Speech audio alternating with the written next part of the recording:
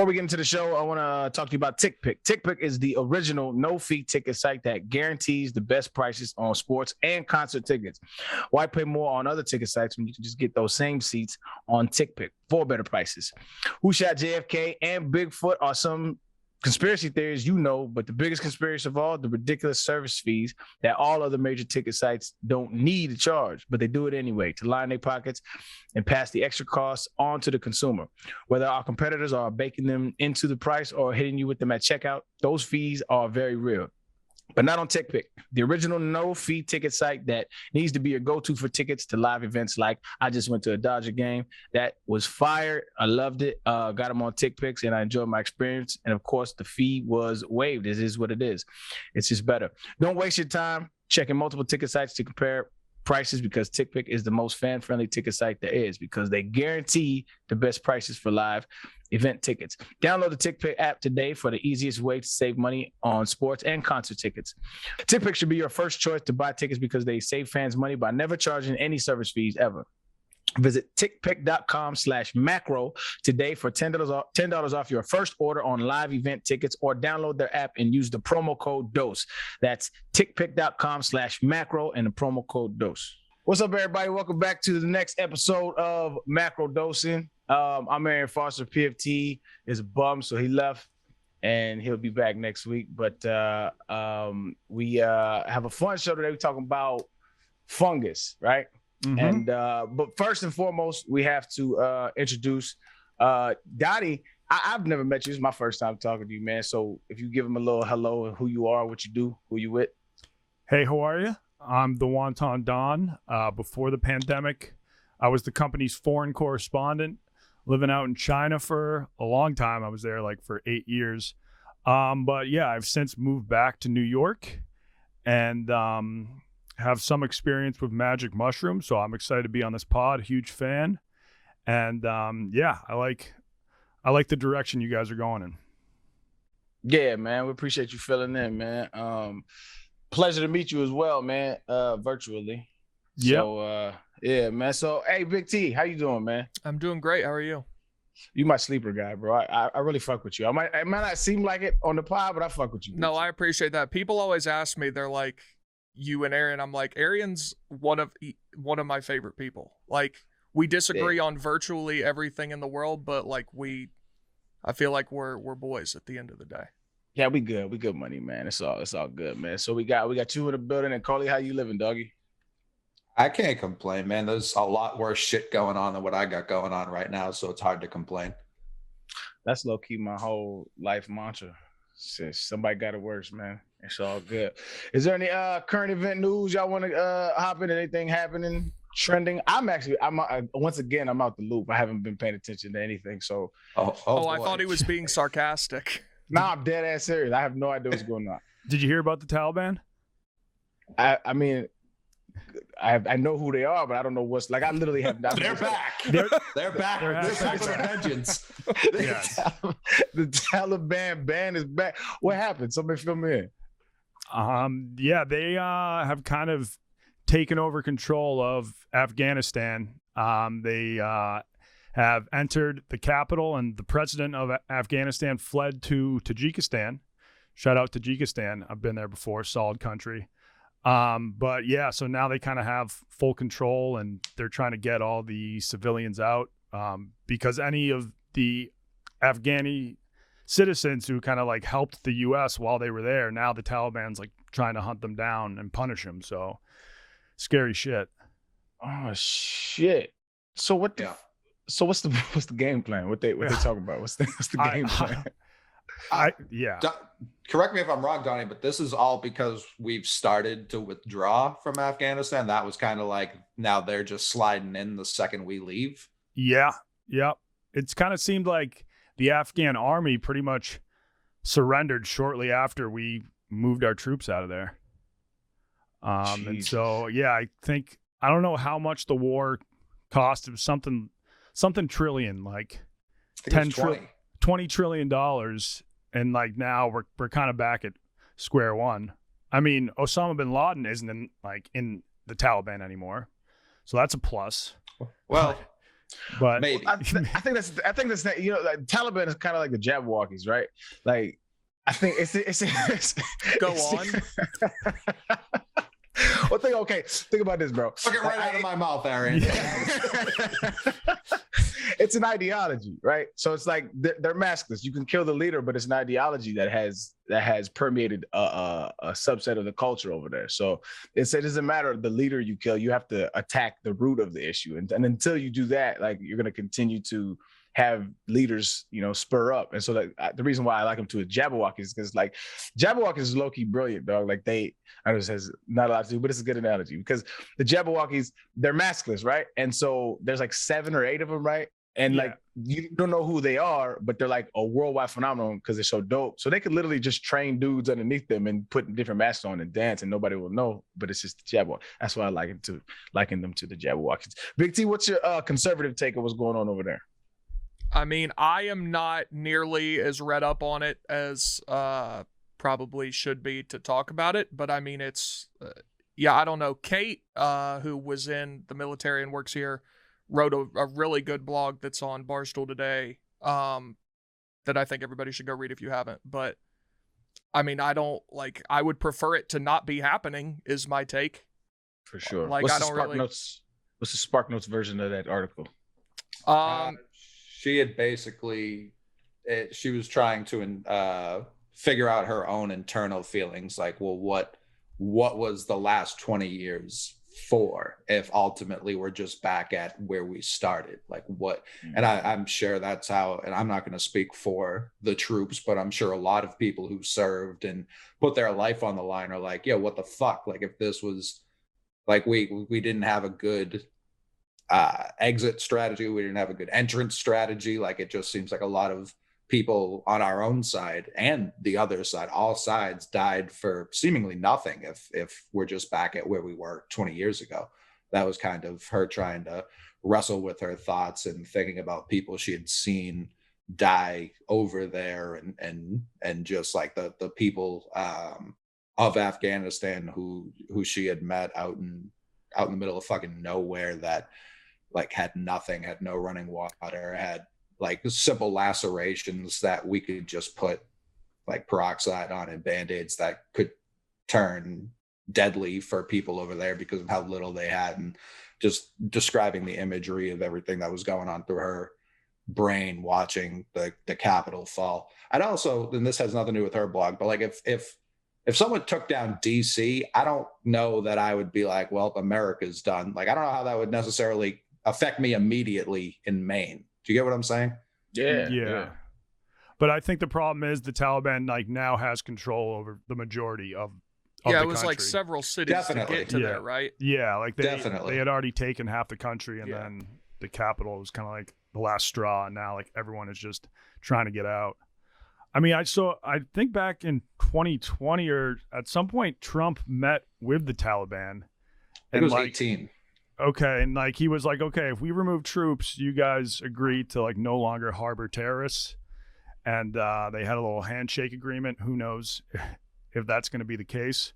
But regardless of whether they're harboring terrorists, it's definitely not a great place to live with them in control. Because I know females have like 0 rights under Taliban control.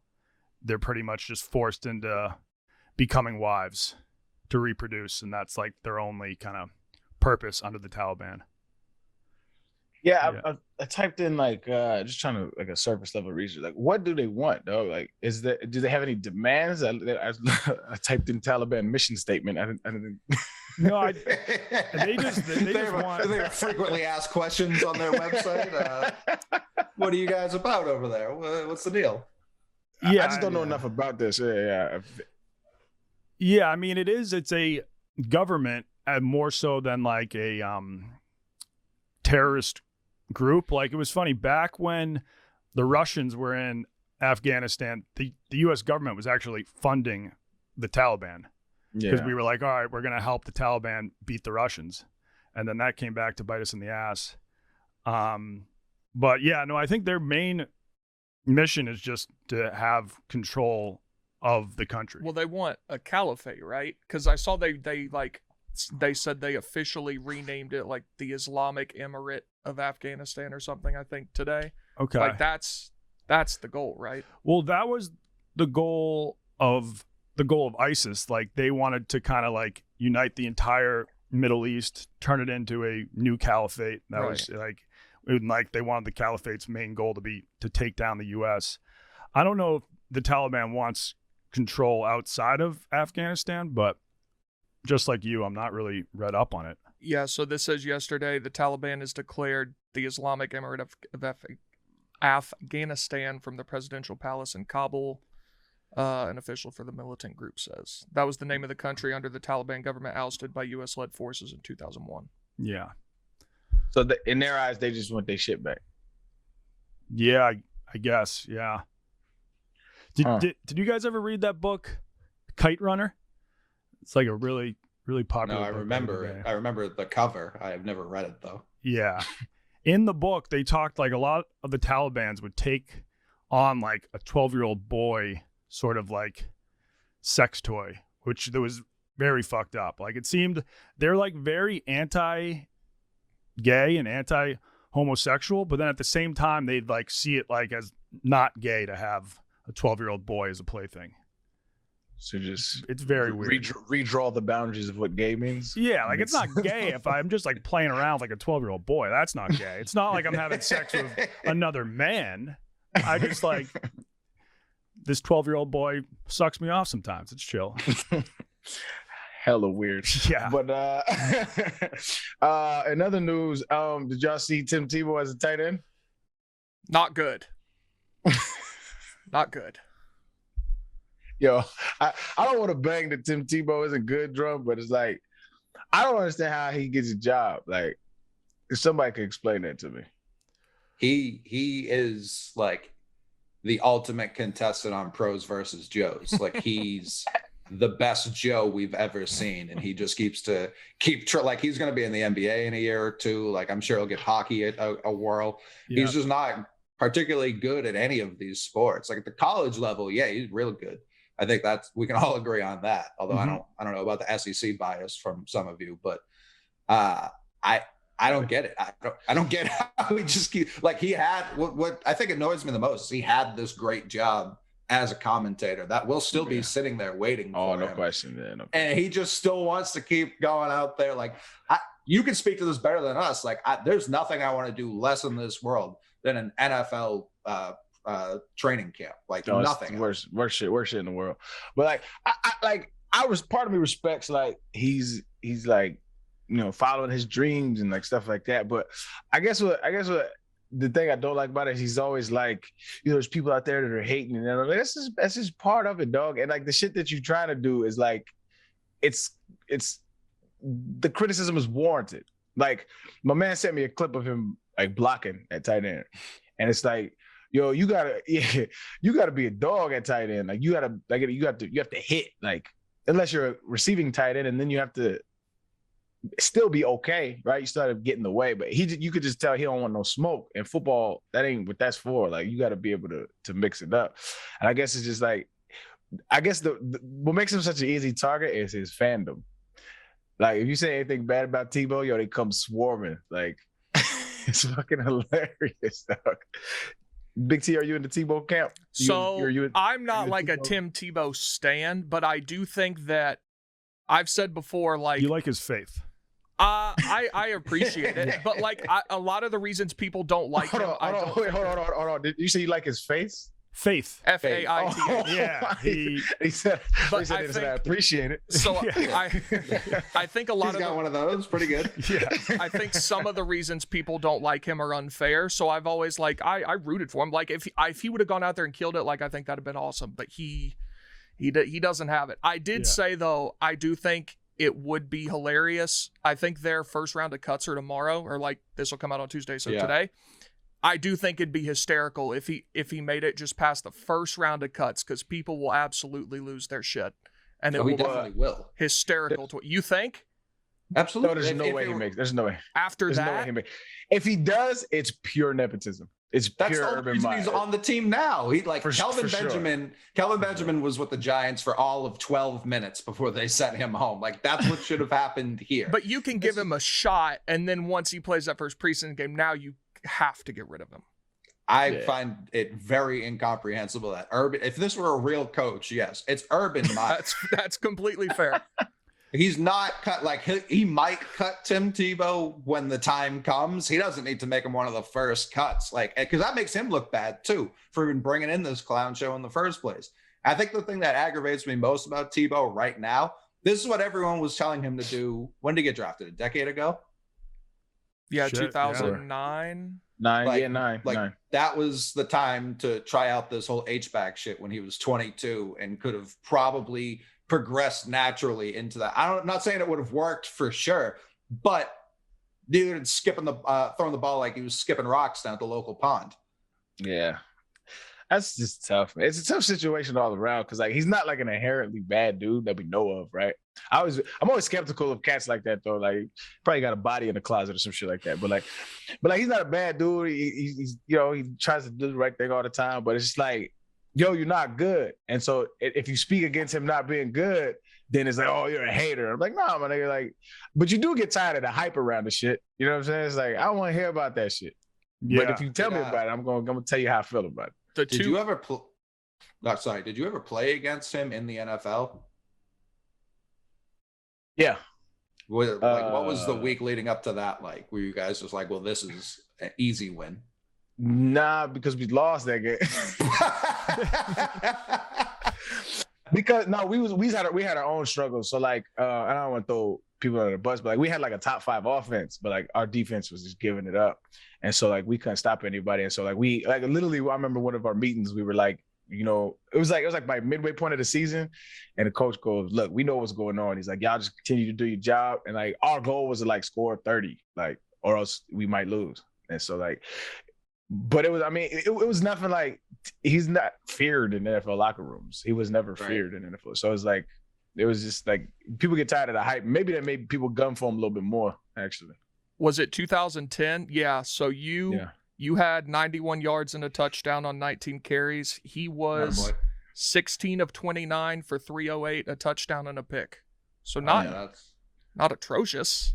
That's tough for the Texans. So I'm gonna tell you that was our problem. That was our problem.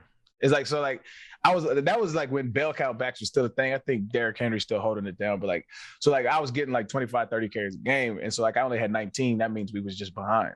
So is what it is. It is what it is. Y'all were up 23-10 going into the fourth quarter. They scored. Say word. They scored 14 unanswered in the fourth quarter. Tebow. Yeah, that was Tebow time. Yeah, he threw a 23-yard touchdown pass and had a 6-yard touchdown run in the fourth quarter. Yeah, that still makes sense actually. You got T-boned. Yeah, we did. I didn't. I don't play defense.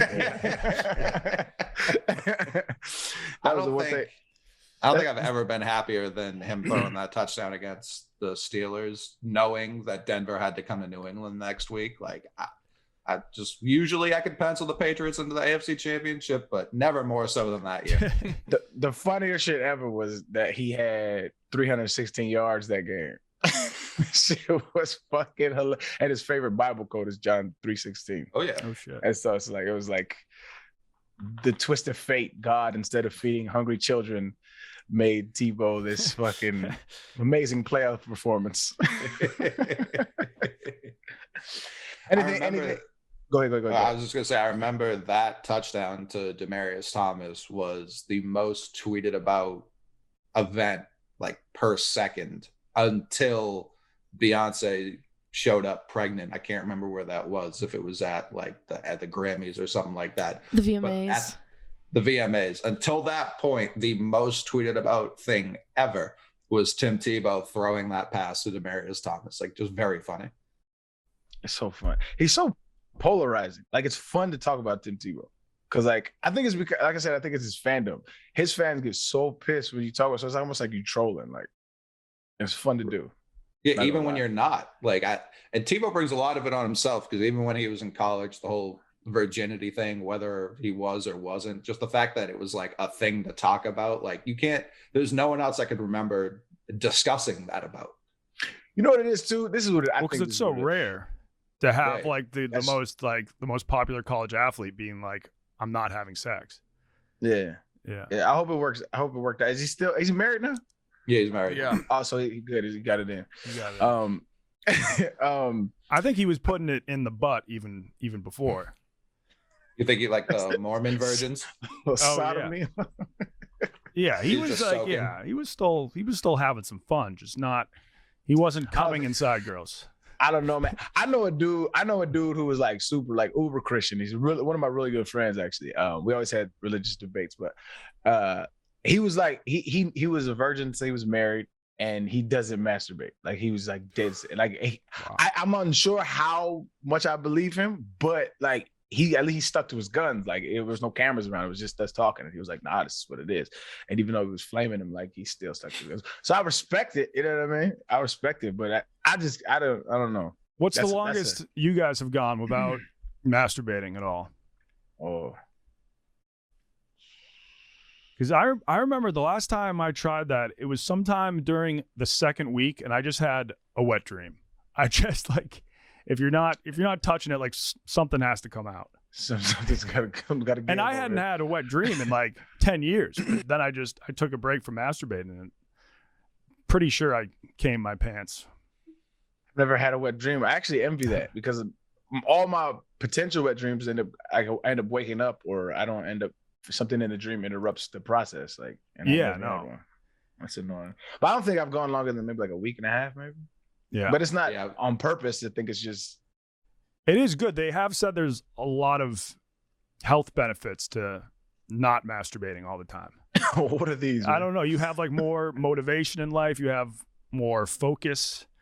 You have a little more pep in your step. I don't know if believe you that's have true. more. I believe you have more testosterone if you tone it back a bit. Like, yeah, I used to have a friend who said like he would never masturbate before he had a big sports game. I think he was a football player, and he was like, yeah, because if I like beat off before a big game, I don't have like, I'm not as competitive. Like I'm not as hyped up. I don't know if that's true or not. I mean, it wasn't for me. Yeah. I mean, I before every game, like not in the locker room or anything, but like the night before, Yeah. you in the hotel room. It just is what it is. Things happen. Yeah. Yeah. I mean, don't that's know, the man. big What was that? right? Like don't come like the for boxers. You had Did I cut out? cut out. So yeah, you cut out. What'd you say? My bad. I was saying for like that's the big boxer mentality. Is it like don't like come at all for like pretty much your whole camp up leading up to the fight? Oh yeah, I've heard of that. Yeah, I've heard of that.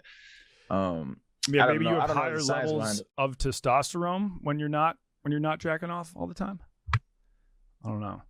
It's possible. I haven't. It'd be funny if you have like lower levels of testosterone if you're jacking off all the time, but if you're just having sex all the time, like then it like your T levels are high. I don't know if that's the case, but Yeah, I don't know enough about it. I would assume so. I guess if sperm has anything to do with testosterone, I don't know. Big T, can you look that up? That'd be interesting. Yeah, I was looking into it. It does say like you have a higher testosterone level, I think, but I don't know how reputable this healthline.com. I just looked it up, and it says that in both men and women, testosterone levels are highest after intercourse. okay. But it doesn't. But How about Masturbation's that? So you're supposed. Well, I mean, how's masturbation different than intercourse? Yeah, that's it because it's isn't it like it says After the sex? same goal. It says sex boosts testosterone, but it doesn't say the same about masturbation. But isn't it like? Aren't there like science, like, or isn't there science behind like sex? Like, doesn't it like releases like dopamine and stuff too, right? when you have sex. Yeah. Yeah, for sure. So I wonder. I feel like. I mean, I don't. But it should when you masturbate as well. I've had. It does. I've had masturbation. I'm saying I've had masturbation sessions that were better than sex. So it's like. Yeah. I don't think it's the chemical interaction Yeah. with another body. I think it's just the release of whatever your excretions are. I could be wrong, yeah. though. Porn's like, it's becoming too good, they say, or you have like kids these days that are just consuming so much porn. So then when they're actually having sex with a woman, they're like not as excited because they're just used to like watching the most absurd shit in porn. And then when they're just, having just normal sex, like I think it's becoming a problem. That's like Japan. Nobody has sex anymore. They Yeah. can't have people to have kids. Yes. Yeah. Hold on. I mean, and the whites are declining. That's true. Arian was very excited about that in the Macrodosing group chat the other day. Well, hold on. I wasn't excited. I was just like, I was sending my condolences. I was sending my condolences to y'all. Yeah, prayers up for the whites in the country, man. Tucker Carlson right now is pissed. That nigga mad as fuck.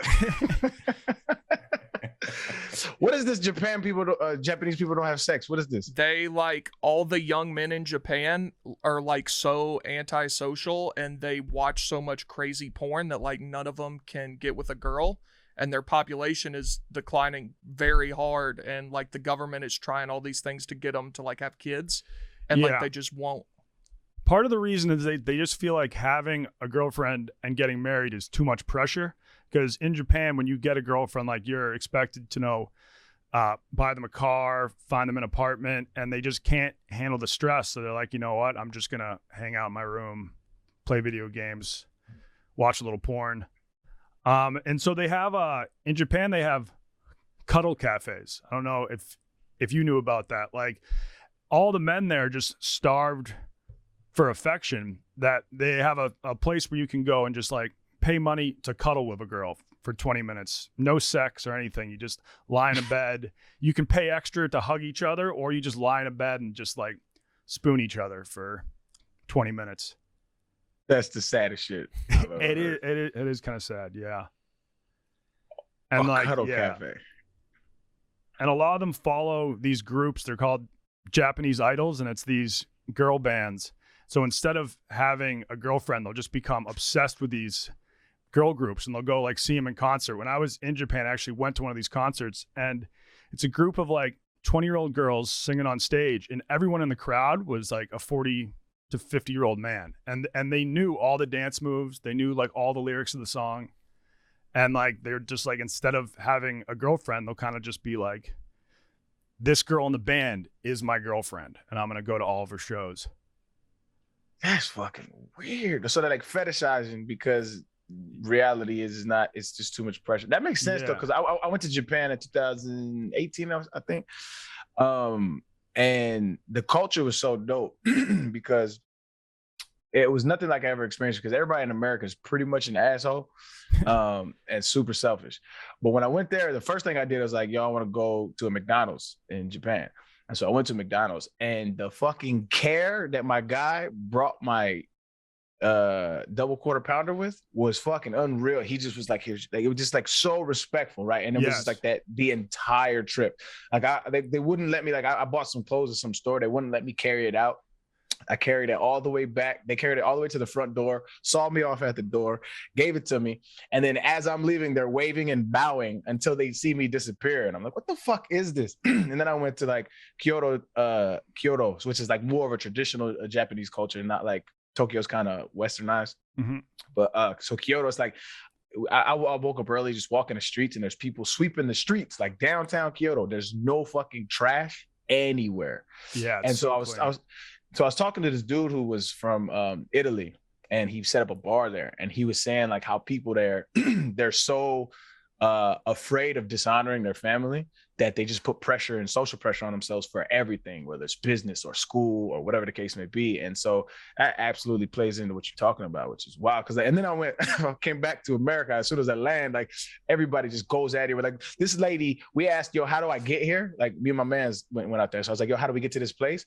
She left her stop, right? Got on the train with us, saw us out, and said, it's over here. And I was like, bro, that was nowhere near, like, you didn't have to do any of that shit. And then she got back on another train and then continued her day, which is wild. And so when I landed back into America, I asked the dude, I was like, yo, which way is the flight from Tokyo? Which way is the carousel? He goes, I don't know. He said, look at the sign. I was like, bro, this is not the same, bro. I saw the same thing there. Yeah, I mean, it's the best food I've ever had, because it's just like they put so much time and attention, and like every meal has to be perfect. But yeah, I was eating in a McDonald's there, and I had to walk across the street. So I asked a Japanese guy, I was like, "Can you just watch my computer?" And he was like, "Yeah, sure." I leave for 10 minutes. I come back, and he was still just like staring at my computer. So when I said, "Can you watch my computer?" like he thought it meant like I cannot take my eyes off this computer for 10 minutes. That's wild. Yeah. But even if I hadn't have told him and I just like left my laptop in a McDonald's, I could have left for a half hour. Like no one would have stolen it. Yeah. Yeah. They have like such little crime because there's so much shame attached to it. Like no one wants to deal with the shame of being convicted of a crime. Yeah. If they can figure out a way to reel that back a bit, I think they'll have everything figured out. Yes. Right now, it feels like there's a little bit too much shame to the point where they're too afraid to procreate. Yes. So if they can reel that back just a smidge, I think they're going to find that zone and really take over. Mm-hmm. Get a little, and that's a great way to do that is like psilocybin mushrooms. Shit!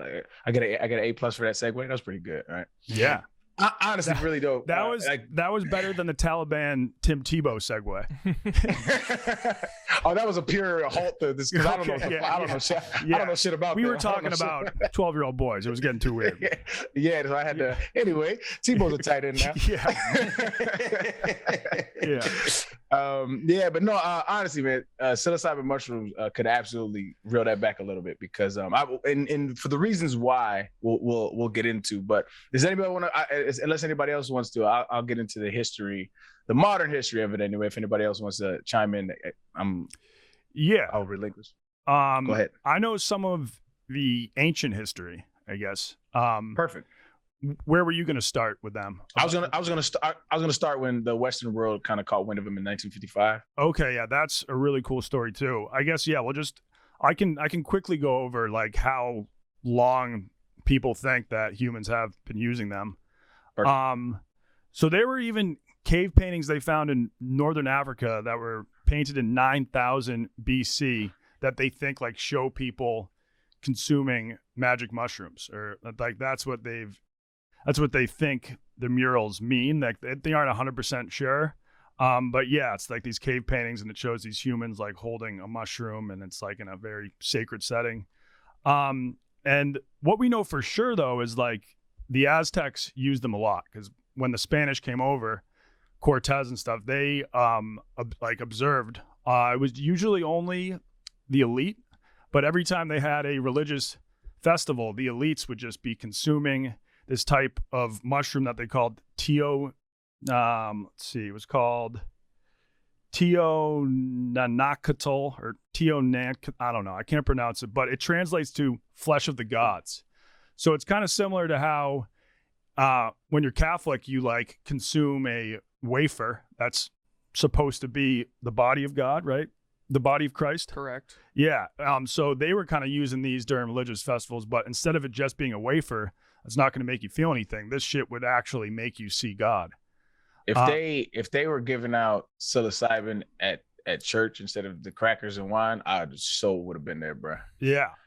Without a doubt. 100%. And a scary thing is that they would also give shrooms to the people they were going to sacrifice because human sacrifice was big amongst the Aztecs. So they would like pump these people full of shrooms, take them to the top of a temple, then put them on a stone, cut out their heart that's still beating, and then throw them down the steps of the temple. And I just think like if you were tripping on shrooms during that, it had to be the most terrifying experience ever. No question. Yeah. But yeah, Apocalypto. Has anybody seen Apocalypto? Yes. Yeah. They had a really crazy scene with that. Yeah. That's got to be up there on worst possible ways. Yeah, no, I think I would. That's right up there. It cracks my top 3. But yeah, they would kind of just use them for parties too. But like, I don't think if you were one of the common folk, maybe you weren't supposed to be doing them, but all of the all the noblemen of the Aztecs during the festivals, they would like make it into a drink, like a coffee mushroom drink, and then just start to trip balls, either laugh or cry or just stare off into the distance. And yeah, I mean, the Spanish, they were kind of creeped out by this. And so they officially banned it you know, after they had only probably like after they had conquered the Aztecs, like one of the first laws was no more taking shrooms. And that's why like people slowly forgot about them, because just the Catholic Church like wanted them suppressed. Probably because like if like everyone of all the Europeans started doing shrooms, it'd be like, fuck, like I don't like have experiences like this when I'm eating the wafers, you know? Why are we eating wafers? Why are we not eating shrooms? So yeah, it was kind of suppressed, and the usage of the shrooms went underground for like hundreds of years. And that brings us to 1951. Right, yeah. It does. And a little bit before that, honestly. So in 1920, I think 29, I believe it was. So it's funny to me. So right now the DEA has psilocybin scheduled as a class 1 drug, which is like they find no medical use for it, right? Which is nonsense, is propaganda, because the war on drugs, obviously the drugs are winning the war on drugs, money. Like, so it's like they need, it's 21-0 right now. They got to get off the sticks. So it's like in 1920 there was a doctor that found out, I think it's from a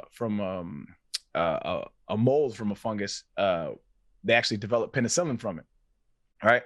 And so fungus in general is fascinating. So like fungus is they kind of changed the way we classify in the kingdom, like when they life. Yeah. Yeah. Where they classify life. And so it used to be just plants and animals. Right. Until somebody started studying mushrooms, and they realized that it doesn't have all the characteristics of plants, because plants can photosynthesize. Plants can get their food from they can develop their food themselves, right, with photosynthesis. Yeah. Fungus can't do that. Mushrooms can't do that. So what they do is they take organic matter and I don't know what the fuck they do, but they eat off of it. There's a prettier way to phrase that, but just like animals, they consume oxygen and then release carbon dioxide. Yep. And so this is where I got a little more interesting. In 1955, I believe it is, 1955, there was a what is this guy's name? I wrote it down. Is it Gordon Wasson? Yeah, Gordon Wasson. Yeah. So he wrote a Time article magazine from his experience in it's called Life magazine. I'm sorry. It's Seeking the Magic Mushroom, and it described his first experience consuming the mushroom following the Veleda of a shaman back in 1955. And her name was, what is her name? I wrote that shit down too. She's really famous. She's one of the most she was like a known shaman in Mexico. I forget her name. Forgive me, and everybody on her ofrenda, forgive me for not remembering her name. Yeah. But she was so this was a well-known practice. Veleda was like a well-known practice where it was kind of like a spiritual, just like you said, it was like known as the flesh of the gods, right? It was like how people like connected to their spiritual deity. And it was like a well-known practice in Mexico. And he was that dude that you mentioned. He was the first like foreigner, like Westerner that came in, and she introduced him to him. Yeah. And then he ended up writing a Life article about it, which brought a whole bunch of other people to try to investigate, like see what it was all about. Yeah. And so she actually got shunned from her community because they were like, why did you let these white folks in? Yeah, because then just like white people were showing up down in Mexico being like, hey, can I have some of the shrooms you gave that guy? And it became like all the hippies used to go down just trying to find them. Yep, 100%. And then so in 1959, the Swiss chemist Albert Hofmann isolated the active principle in psilocybin, the spores. And so he marketed and sold pure psilocybin to physicians and clinicians like worldwide for like psychedelic and like psychotherapy. Yeah. So even back then they were trying to reintroduce it for like anxiety, depression, things like that, schizophrenia, stuff like that. And because of its effects, people started banning it all over the place. So like we banned it here. But in the 60s and 70s, there was like a reintroduction of it because that was like the drug era, right? The Woodstock era, the free love era. Mm-hmm. And everybody started to like reintroduce it into their colloquial use of drugs, and so that kind of sparked the cultural use of it again. And then so up to the day, just to bring us up to date, it's still a class 1 drug. It's still scheduled as a class 1 drug. So fuck the DEA, right? Except in Oregon, right? I think they're allowed to do clinical studies on it. Okay. Yeah, it's decriminalized in Oregon. However, that doesn't supersede the federal law. Federal, right? Mm-hmm. Just like how legal states of marijuana, the DEA can shut that shit down whenever they want. Yeah. Right. And so there's now been studies done legally that are reintroducing mushrooms into like the aspect of medicine as far as like treating clinical depression, anxiety, stuff like that, phobias. I actually had a addiction as well. Addiction, 100%. Yeah. 100% addiction. I had a trip scheduled to, I think it was Johns Hopkins, the study. I had a trip scheduled. They was all excited. I was gonna do like this. I was gonna film it and everything, but then the pandemic hit because they were doing research on. So yeah, and I just haven't reconvened with them. I wonder if they're still able to do it. But yeah, so that brings us up to date with like the history of it, and there's a lot more. But yeah. I think the interesting thing is the experience of it, right? We can talk about the schematics of it and what fungus is and all this shit, but like the experience of it to me is mind blowing. And I don't know who all has. I know Big T, you're a big mushroom user, but aside from you, yep. Who all has done it? Yeah, I think all of us here have. Yeah. Bang. Okay. I feel like we should talk about the experiences, because that's to me is the magic of it. We should. I have one crazy fact about Gordon Wasson. He was the guy who wrote the article for Life. He was a VP at JP Morgan, and then just in his free time, he just loved shrooms. And this was before he like even knew about magic shrooms, but he was an amateur mushroom scientist. I feel like that's just so weird to be the VP of like a big bank, and then in your free time, just enjoying researching shrooms. And so, yeah, like once he heard about that tribe down in Mexico that was using them in their religious rituals, he was like, I got to go try that. And yeah, thanks to him, that's like his article in Life. Yeah, that's what coined the term magic mushrooms and made it huge. Interestingly enough, I don't know how much truth is to this, but the reason why that woman got ousted was because they were saying, because you introduced it to people who aren't using it for the reasons that we use it, its healing properties aren't as powerful. So they said that they used to use it to like heal people, like for real. Yes. And I mean, I don't know how much truth to that is, but because then people were just using it for fun. Yeah. And then, do you guys know Timothy Leary? Sounds familiar. He was the Harvard professor who was doing a lot of the research on psychedelics at first. But he was just like, he got so gung-ho about it. He was like, everybody needs to take acid. Everybody has to do shrooms. And he started feeding it to his students, like to the undergrads at Harvard. And he had like that. He was eventually fired from Harvard because of that. And was this the electric Kool-Aid? Yeah, I think he was involved in that. Yeah, somehow. I think so too. And a lot of people blame him for like why the drugs got banned, because everybody was like using it for therapy purposes, scientific purposes. And he was just like, every young person in the country needs to start doing a bunch of shrooms, a bunch of acid.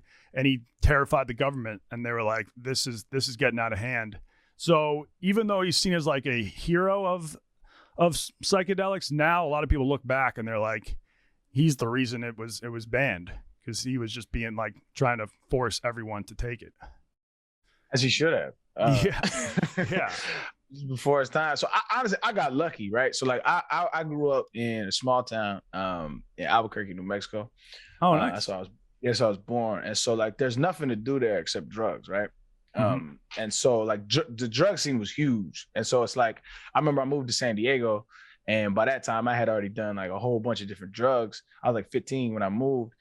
And like just having conversations amongst the kids, and I'm like, yo, y'all, I was like, yo, y'all are kind of square. Like, y'all have never tried any of this shit. And they were like, nah, just weed and alcohol. And I was like, damn, but it was just so prevalent from where I grew up. It was like, and so that was one of the things. So like when I was like 12, 13, I tried mushrooms, and it was just because everybody was doing it. I had a little peer pressure going on, so I did it. But I think I got lucky because I mean, think about, have you ever met a closed-minded individual that has done psilocybin or LSD or any kind of like it's just a rare thing, because I think that what that actually does is it opens your mind into seeing the world, and you're not the center of the universe. Mm-hmm. And I had a very powerful experience, but I would love to hear y'all experiences, and I'll dive into mine a little bit more, but I really want to hear y'all experiences about it.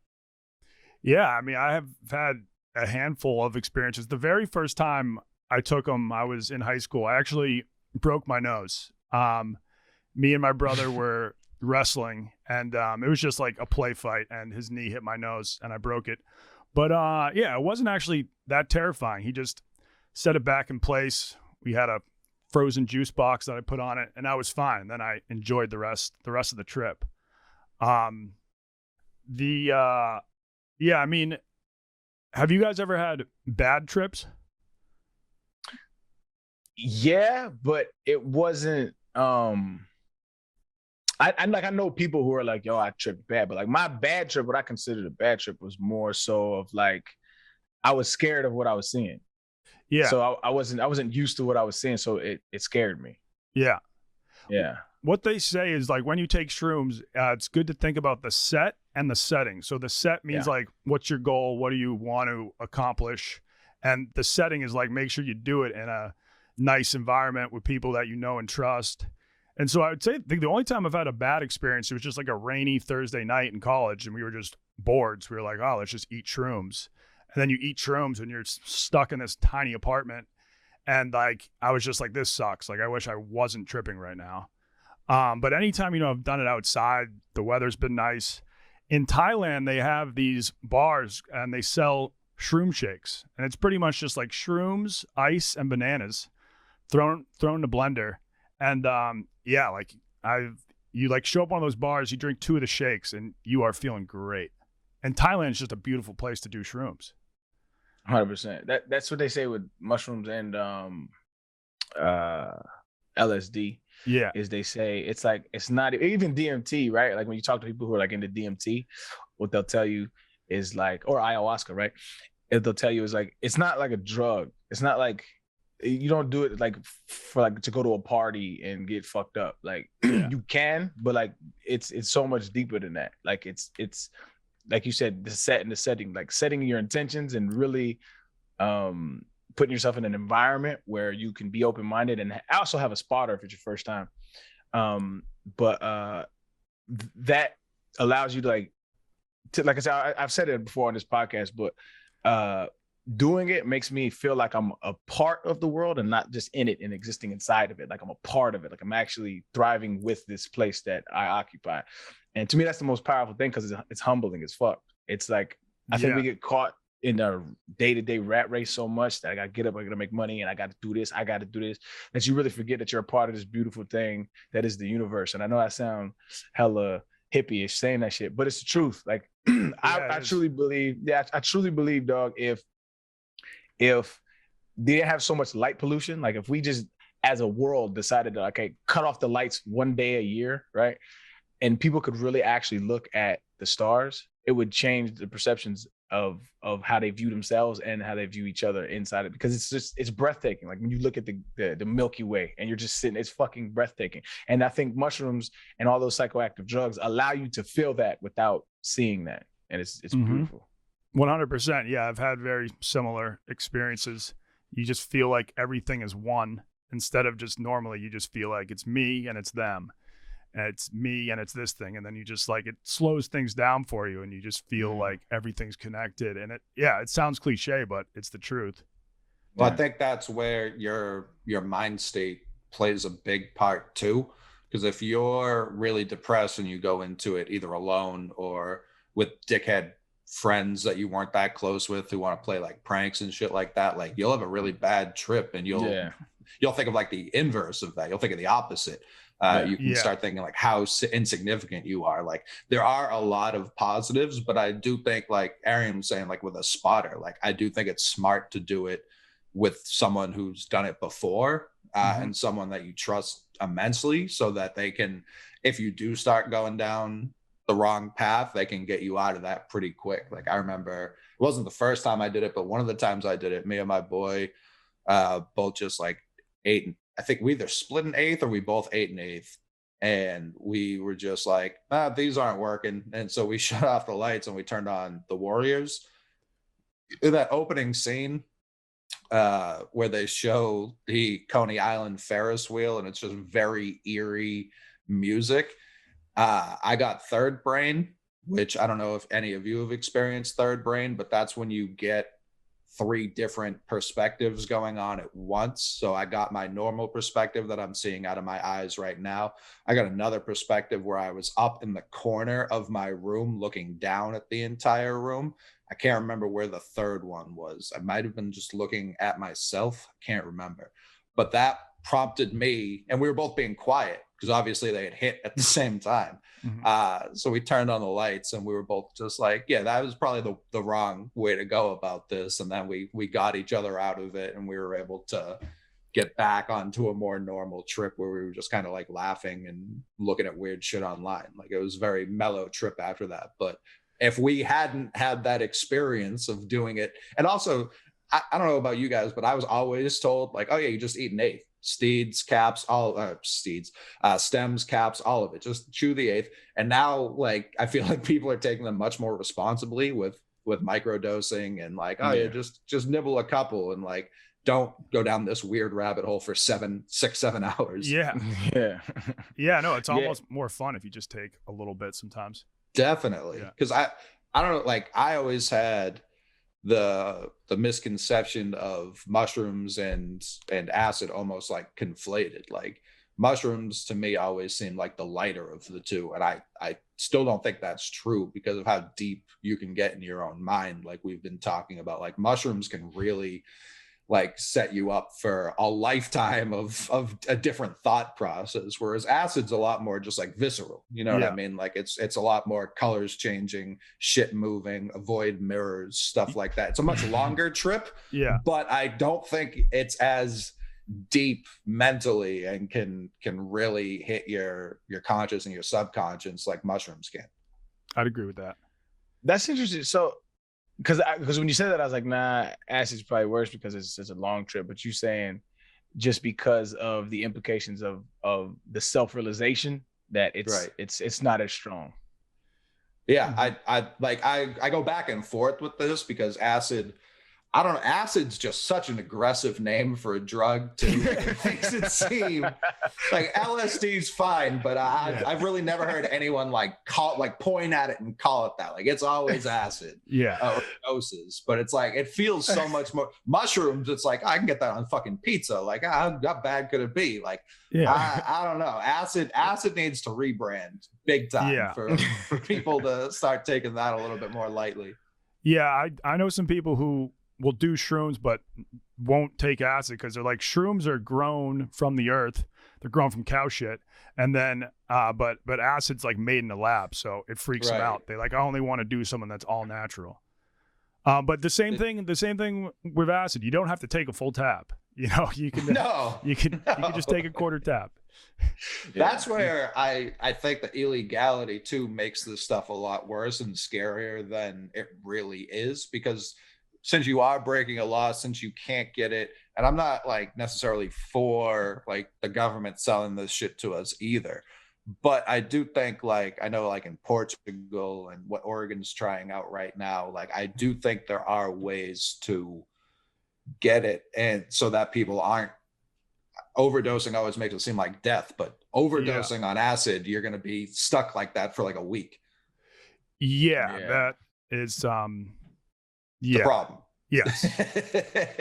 There is like, so I'm gonna be responsible a little bit. I mean, not everybody can like do like hero doses and experience it to the max, because there are cases where, you know, psychosis ensues, shit like that. It's really rare. But another aspect, right, to counteract that though as well, but I just had to, that's a disclaimer, but to counteract that, it's extreme. Like to overdose on psilocybin is just not a thing. Like you just can't do it. And so that to me in itself as long as the promise, there's literally studies that are starting to come out that say that can help with depression and anxiety. So like those Definitely. two factors in itself we should revisit it ASAP with the DA and this is a class Schedule 1 drug, because I mean shit, we literally sell tobacco and alcohol knowing how many people that kills a year, right? And this doesn't kill anybody. Yeah. And so it's like that's the depressive part, in my opinion, because it has so much potential. It has so much potential.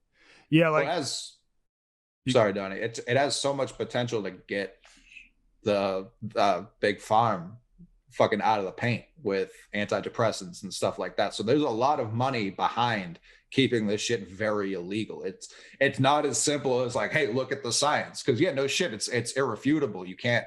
And when I say overdose, I don't mean like, oh, someone's gonna die. I do mean like, oh, you're gonna get way too deep in yourself and maybe not find out some stuff you like about yourself. Yeah. Before we get back to the episode, I want to talk to you about SportClips. Visit a SportClips near you for a haircut that exceeds the typical experience from start to finish. SportClips stylists are experts in men and boys haircuts with specialized training and techniques. Cutting guys' hair can be harder than women's hair. When you go to SportClips versus a place that cuts women's hair, you are getting stylists who are specifically trained to cut guys' hair. SportClips are experts in understanding facial shape and hair texture and cutting to a guy's best advantage. SportClips' signature service includes the MVP haircut experience.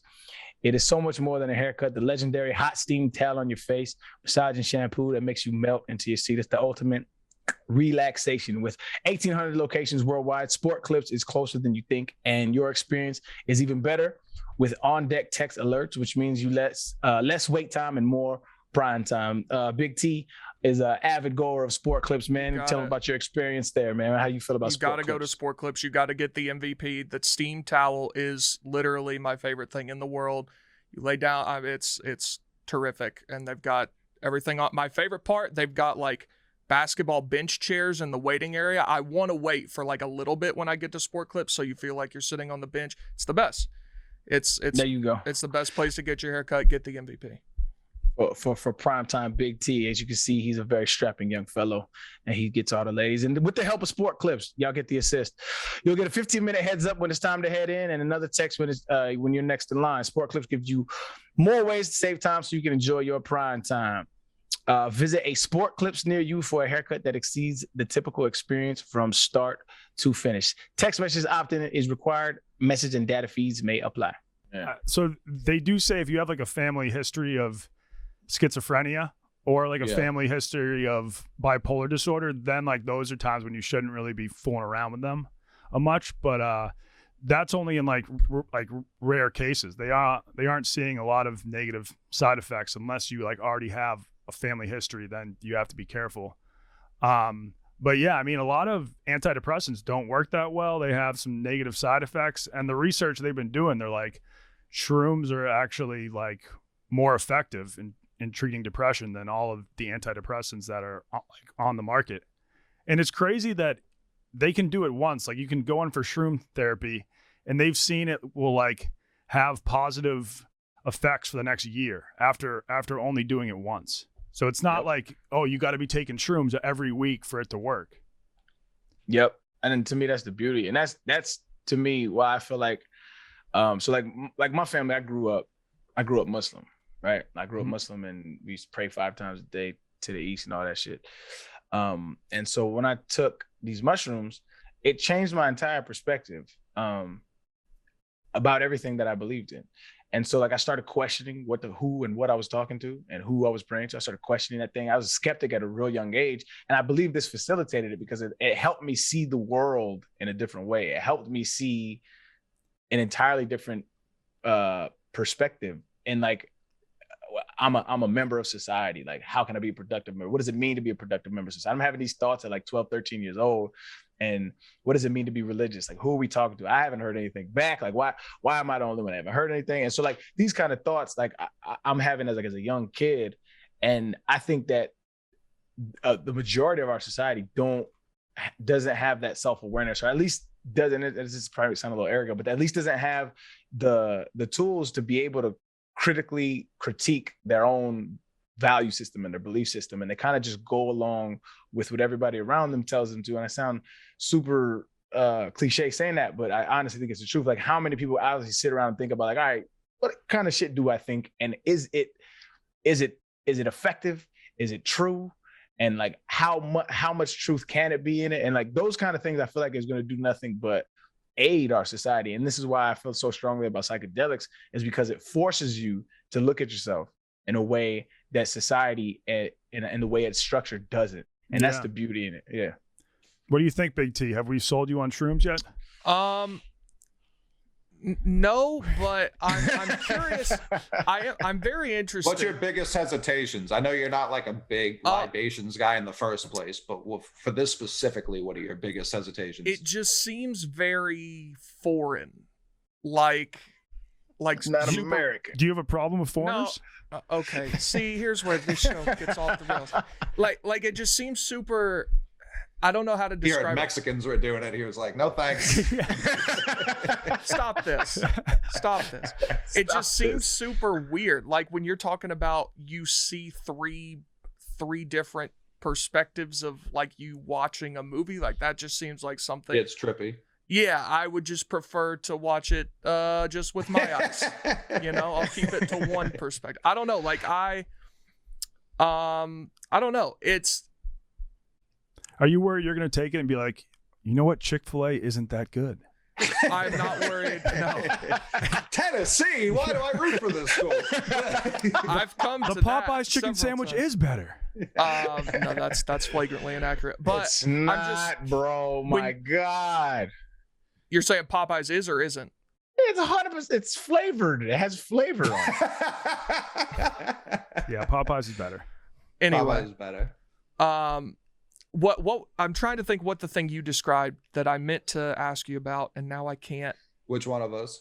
Donnie. He said I should have asked you about it when you said, but you kept going. But just the way y'all have described it, I don't know. It seems really not. So you don't. I'm saying you don't have to like have it. So like, there's different dosages, right? Like you don't have like, there's a hero dose where you take like, I don't even know how much would be considered a hero dose.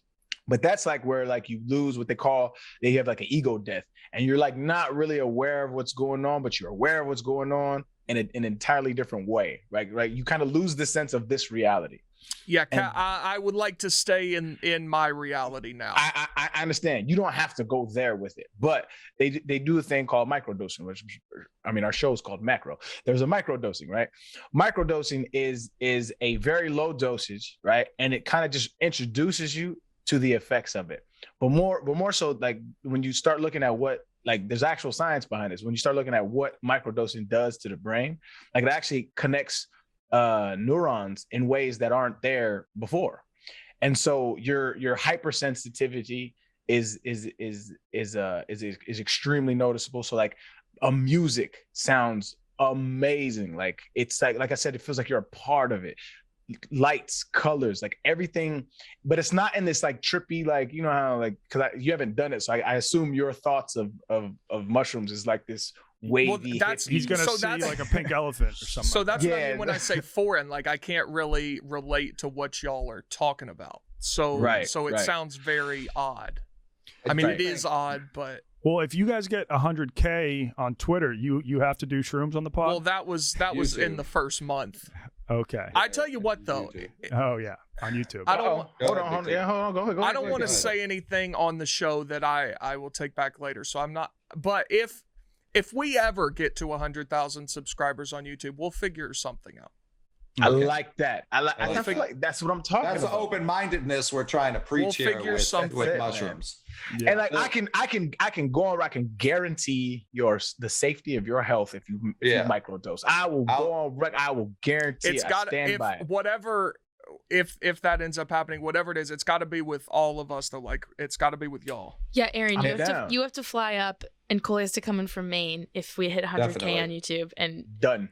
And Big T has to trip. Done. Hang on. That's not what I said. I said we'd figure something out. We'll T like one pull from a cigarette, and that will be it. I would microdose a mushroom long before I'd smoke a cigarette. Honestly, that's correct. That's the right attitude to have. I mean, Since And- we were just talking Interesting about take. like the pink elephant thing, I really think like media in general, and I don't mean like CNN, Fox News and shit. I mean like movies, TV. They've done a terrible job selling mushrooms and the experience 100%. of mushrooms too. They do the same thing with weed. They over exaggerate it to such an Yes. extent that it's nothing like every time they show you mushrooms, they're really talking about acid. Like that's what they're doing in movies and TV. Yes. Every single, I've never seen like a nuanced take. I on have actually mushrooms. once. The closest is Entourage, I would argue. Have you seen the movie Midsummer? I haven't. No. Midsummer, they take shrooms and she's looking at a tree and like the tree is breathing. Like that is something I have seen on shrooms. Yeah, And like she has her hand on the grass and her hand starts like becoming the grass. That was the most nuanced take I've ever seen. that I could see, but it's always fucking like elephants and I feel like everyone goes back to like the Beatles. Like it's always like, oh yeah, what's all these colors, this yellow stuff, like all that shit. Like no, that's acid. Like, and that needs to stop getting conflated because it's doing neither of them justice. What is the craziest thing y'all have seen on mushrooms or like done, experienced, whatever? I'll go first. My shit. So I had took the mushrooms and just forgot I took them, and I was at my sister's boyfriend's house. I was like 12 years old, bro, and Probably too young for sure. we don't want all our 12-year-old fans to go out and be Yeah, you know. getting shrooms. It's been a tough episode for 12-year-olds.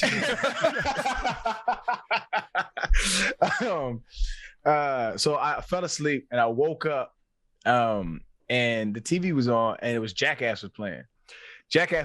And it was the one where I think Johnny Knoxville was he was dressed up as the devil, and he was like trolling religious people, and he was like, "We want God out of California," or whatever, like, right? And so I woke up and I was like, "Oh, that's so fucked up. Oh, that's so fucked up." And so I walked to the kitchen because I heard, I don't know how true this is, but and I haven't looked it up subsequently, but I heard if you drink milk, it brings you down, because I was really tripping. And so I walked to the kitchen and I look on the wall, and they had a painting of a picture of a leopard. And the leopard, this nigga started roaring. He was like, rawr. He was doing that shit there. And I was like, yo, I am out of there. that was the trippiest shit I seen. Yeah. I guess I did shrooms at the Burning Man of China. It's called Dragon Burn. And I went there with Chef Donnie to film a vid, and we ended up taking some shrooms that were sold to me by my friend's Chinese girlfriend. So I was shocked. There actually are people in China who are growing shrooms because it's not hard to grow. And I don't even know if China has a law that makes them officially illegal. Like, I don't even know if the Chinese government, if they're really on their radar. But she grew some shrooms and sold them to us. And that was probably one of my hardest trips. It just like, I wasn't in a tropical area or anything, but like after taking the shrooms, everything just looked tropical. Like it looked like I was in a tropical paradise when I was just surrounded by like normal trees and everything. So that was awesome. But like we went there to film a video, and I remember like after we finally like sobered up, we realized that we hadn't filmed a single thing. We were like, all right, we filmed like for 10 minutes. And that's just because like on shrooms, cameras can kind of weird you out. Like I remember just even having like a camera pointed at you while you're tripping shrooms, you're like, no, I'm not like performing for the camera right now. Go ahead. Coley, I know at one point you were saying like there needs to be a way that you can just legally acquire them. Yeah. When I was in Amsterdam, I think they were legal there. There's a loophole because I went into a shop and I had a 24-hour layover there. And so I bought some magic truffles. I had like, my flight was not for 8 hours or something. So I was like, I'll be fine. And then after I took it, I went on one of those hop on, hop off canal cruises.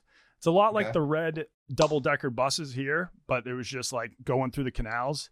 And that was not the move, because it was like it was not the move at all. It was jam-packed, and most people on it were like senior citizens. So, but once I was on, I couldn't get off for an hour, and that was probably one of the least enjoyable times, because you just got a guy on like a loudspeaker being like, "And over here is this house, and that's the Anne Frank house," and just like yelling, and you're surrounded by old people like cramped in this small seat. I had to get off that boat. which I did There- eventually. But yeah, There can't be a worse place to visit on mushrooms than the Anne Frank house. yeah, You that's talk true. about state of mind I do not want to travel into. And Big T, if we when when we hit 100K and we get you to microdose, I'll make sure me and Arian will beat the shit out of anyone who tries to fuck with you, because I take it very personally if someone were trying to like genuinely, because I know people who I grew up with who would very much like, they would just take mushrooms, but that was their friend group. Like, they'd never put them in depression or anything like that. But someone like you, it could, the effects could be long term. So I take it very seriously, and I wouldn't let that happen. Okay, good. I appreciate that. The first time I did it was freshman year at UMass. It was a snowstorm, so we got the day off, and I was friends with a lot of kids in the art school. So we just took a bunch of them, walked through the snowstorm, which was wild because you just get so disoriented, especially with like Western Massachusetts snow, like how much there was. Very disorienting, but very fun. And then we just went into the art school. We just like broke in and we just created all day. And like, they were really good artists, so it was fun for me to just like doodle and scribble and like do graffiti while they were doing like real shit, and just watch that unfold on mushrooms. But then when I was coming down, when you're coming down, you know how like reality's starting to set back in, but you still get these little like trace effects from the mushrooms. So this was like a Friday night, like 9:30 p.m. I'm a freshman in college. Like, I'm not calling my parents a ton during this time. And I look down at my phone and my mother's calling. And I get such an anxiety attack because I'm like, well, my dad's certainly dead. Like, not a doubt in my mind. For sure dead. Like, he was sick my whole life. Like, it wasn't out of the realm of possibility. Gotcha. And like, my mother didn't call me at 9:30 on Friday nights. She knew I was out doing something. So for her to call, I was like, something bad has happened. And I'm not in the right state of mind to answer this call. So I just let it go to voicemail. And I was like, if something bad happens, she won't just call once. Like, she'll leave a voicemail, she'll text me something. And she left a voicemail, and I was like, oh no. So I'm starting to get deeper into this depression. And like, I'm staring at my phone. I'm like, I have to listen to this. And I listened, and luckily she was just drunk and just missed me, which made me feel also bad, because I was like, well, now I feel like a dick, but everyone's alive, so I can calm down. But that was the closest to the worst. That and the third brain were the closest it got to like bad. But luckily both times everything was okay. Is there any other way you can explain that third brain other than like what you said already? Like, I'm still trying to wrap my head around that. Yeah, I like, in a cartoon, when they will sometimes give you like the perspective from like a fly, and you like, they show you just how many different views they have at once. That's like really the only it sounds as trippy as it is. Like, I could see, that was the third point of view. So I could see the TV through my own set of eyes. I was in the corner, because it was my childhood bedroom. Like, I know every nook and cranny. I don't think you could get it in a place you had never been before, because I think it takes some knowing the area you're in. It's my childhood bedroom. I know every corner. I know every cobweb. I know everything that's in there. So I'm laying on my bed. I'm looking at the TV. I see the TV. I see the TV and my friend from the corner of the room. And then from from here, I can see myself standing in the corner. So that was the third perspective. Like, that was, so you're having an out of body experience where you can actually see yourself. Right. Yeah. So it was like this triangle I was connected with, that I could see all three simultaneously. Obviously, I wasn't actually out of my body, but because I knew the room so well, I knew my friend was over there. And I knew the movie. Warriors is one of my favorite movies, so I know that intuitively. And the fact that I was able to, it was almost like going back to the lucid dream conversation. The fact that I was able to like be in that moment and control it. If that was the first time I'd done mushrooms, I don't know what happens. I don't know what kind of break I have. I don't know if I get out of it. But I think because I'd done them previously, I was able to just like take a breath, be like, all right, let's change the mood. Like, because it was too dark. Everything about everything was just too dark in that moment. So I was like, let's get the lights on, let's get to talking with the other person in here. And that got me back in the right state of mind. But I would be shocked if that happened to you, especially on a lower dose. Yeah. Nah, you won't experience that with microdose at all, actually. Okay. No. That's good to know. I guess the question I have for you, Big T, is like, do you think that the reality you experience, right? And this is a deeper, like, existential question, but do you think that the reality you experience day to day is the actual reality? Yes. Like, so you don't think that there's anything else? I mean, I don't know what that means, really. It makes sense. Like when you say anything else, like. Well, I'll put it like this, right? How I explain it to people normally is this. Okay, so there's so much of the universe, right, and specifically our Earth, that we don't experience because we're not privy to those senses. For example, what you see, right, is a very small part of the electromagnetic spectrum, right? You don't see gamma rays, X-rays, like all of these different wavelengths in the universe that are actually existing, like neutrinos, right? For example, neutrinos are particles given off, I believe from the sun, but they pass through your body all the time, but you don't experience those. You don't see those. There's no sense for you to detect those, right? So the reality that we experience, right? And this is the beauty of science, right? The beauty of science is that it detects the natural world with outside of our senses, and it proves it to be true, right? So shit like UV light, right? We understand that's part of the electromagnetic spectrum because it shows up, right? Through our detection.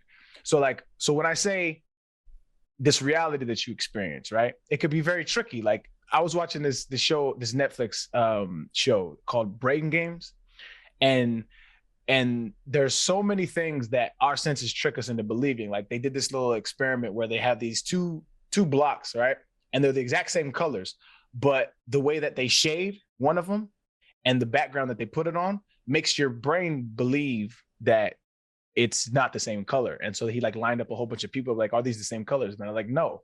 And then you put something in between them and they're the exact same colors. So I guess what I'm trying to get you to see, or try to get you to see, is our reality is just not the actual reality of the universe. And what I believe, and this is pure conjecture, I will concede that this is my opinion 100%. But what I believe is that psychoactive drugs and things like psilocybin, DMT, LSD kind of introduce you to the universe in a way that you're not able to see, sense, or feel. And there's no other way. And sounds very spiritual because I'm an atheist, right? So when people talk about God, when they used to talk about God to me, I used to be like, you fucking bugging, right? But now I feel like this is the way they experience the universe. And a lot of them are fluff, but that's a whole nother conversation. But I feel like it's a way to experience the universe that we're not able to sense. And there's nothing else you could, there's no data I could show you other than the feel, right? And the feel is what I used to discount, but I just don't discount anymore. So I get what you're saying. I guess in my mind, I just don't consider that like a separate reality from the world currently, if that makes sense. Let me say it. Let me try and personalize it, because I think one thing is it also drops your inhibitions, and there's things you just don't recognize, not even on a neutrino level, but it's like, I've walked past you in the streets of New York and you just haven't seen me. That's kind of one other aspect of this too. Not just you specifically, but I'm trying to make it personal so you can get a little bit more. But every day we are bogged down by intentional distractions, whether it be this very podcast people are listening to, the website we work for, TV, Netflix, all of it. We're distracting ourselves from the universe, as Arian keeps saying. We're distracting ourselves. We have these jobs. We go home from these jobs. We're told to relax with these preordained relaxation methods that we all socially agree are the ways to relax. mushrooms drops your mushrooms and everything we're talking about kind of drops your inhibitions, and you don't really care about, you see it as bullshit in that moment. You do see it as like, I don't need any of that. Like, look at, even if you were just I've never done them in New York, but I'm sure as Donnie's talking about nature and that kind of experience, I'm sure walking around New York would be one hell of a fucking experience. Going to Central Park, it could definitely be scary. You turn the wrong corner and things could go awry quickly.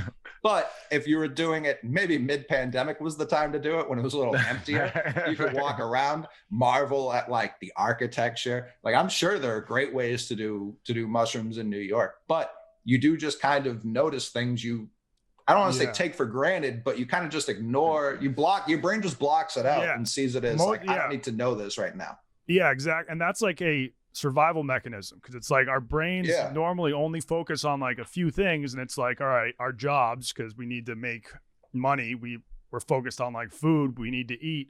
That if we were constantly seeing all the shit that shrooms allow us to see, you know, it could hurt your chances of survival. So the brain is trained to normally only focus on certain things and only see like a small sliver of our reality. And then shrooms, it like reconnects the brain. It creates new brain connections, which just allow you to see the world in a completely different way, which is great. But if you lived your entire life like you were tripping on shrooms, it would probably hurt your chances for survival. Especially gainful employment. Especially back in the day when like we had to be growing our own food and like it wasn't as easy to survive. Like, maybe now you could coast by, but definitely, well, especially at this company, not a top in my mind. But yeah, I think it's just like, I think it is a little hard probably for you to grasp, just since you haven't done it. I do think, like, I don't doubt that what you're saying when you're like, yeah, I know reality, I grasp what we're talking about. But I do think, like Arian was saying, it's a feel. It's a feel more than a thing you can learn just from hearing from someone else. So I definitely get what y'all are talking about when you're like, you notice things that you don't see and things like that. I guess we just define reality different, I guess. Like, I wouldn't consider that a different reality necessarily. I would just say like you're experiencing things that you normally don't, that are there, but that you wouldn't recognize or take the time to pay attention to. Not necessarily, right? So it's like I like well, yes and no, right? So like, yes, in the literal sense, yes, you're experiencing things that are there normally. But I guess it's like, so when people, what really got me into psychedelics was I watched a documentary on DMT, and I started like doing all this reading about it. And so what's fascinating about DMT is that when you survey people about their experiences on DMT, everybody has similar experiences across the board. And that's fascinating to me, how a drug can affect different chemical compositions from everybody's brain makeup is different, right? But how a chemical can alter your perception in a very similar way. And one of the ways that they say that it happens is, and I'm not, like I said, pure opinion, pure conjecture, I don't know, preface it with that. But one of the things that they always say is like, so when people do DMT is like, you literally do it, you smoke it, I think you take like 2 or 3 hits and you're out for like 20 minutes. But the fascinating shit is, and everybody has this experiences, they say, and I experienced this too when I've done mushrooms, is that your sense of time dissipates. Like you no longer see time like we see time very linearly. That's how we experience time. Like, we're born, we grow old, and then we die. Like, that's how we experience time. So like, when you do these psychoactive drugs, your sense of time, it changes your perception of time. Like so you're gone for do you watch Star Trek, Big T? I have not, no. I got you. Well, there's this episode where Jean-Luc Picard, he gets beamed from some vessel, right? He gets beamed in the head and he's out, right? And the whole episode is his experience. That in his head, he was transported to some planet and he lived an entire life there. Like, he had a wife and a family and kids. He lived an entire life there, and he wakes back up at the end of it. And he was out. He said, how long was I out for? He's like, there was like 15, 20 minutes maybe. And so he lived years, like decades on this other planet, right? And so I'm not saying you're going to live an entire life in the other if you do these drugs. But what I'm saying is your experience of time is entirely different, right? Mm-hmm. And how we experience time, and this is why I believe so strongly in it, is because it has so much to do with science. There's so many correlations, right? The way we experience, I've talked about this on the podcast as well, but the way we experience time is directly correlated with how we're moving through the universe. So say we're on a planet with more mass, like time will move differently from us than it does on Earth. If like how fast we're moving in the universe, time is different. Like the twin paradox, for example, the twin paradox, if me and you were twins, Big T, I go off into space and I circle at the near light of speed, I could come back and maybe age a year and you'll be an old man. Like that's a real effect of the physical properties of our universe. That's not sci-fi. That's really how our universe works. And when you do these drugs, you feel that. You feel how time is different. You feel how colors are different. And you feel like there's studies that say people have effect. And I've experienced this, like synesthesia, where people feel like they see sound and they hear colors. Like that's wild to think about, that people experience this kind of stuff. And that's why I'm so passionate about it, because I feel like it could really change the mind frame. I was having a conversation with my father yesterday. I'm long-winded, but I'm gonna wrap it up. I was having a conversation with my father yesterday, and I was like fucking depressed. And I was like, yo, this fucking society is trash. Cause like everybody just wakes up every single day and you just go to work, get money, and it's just boring, right? It's just buzzing. This can't be it. And he was asking me like, what is like, how would you change it? And I was like, I'm bringing it right back to my show, Avatar.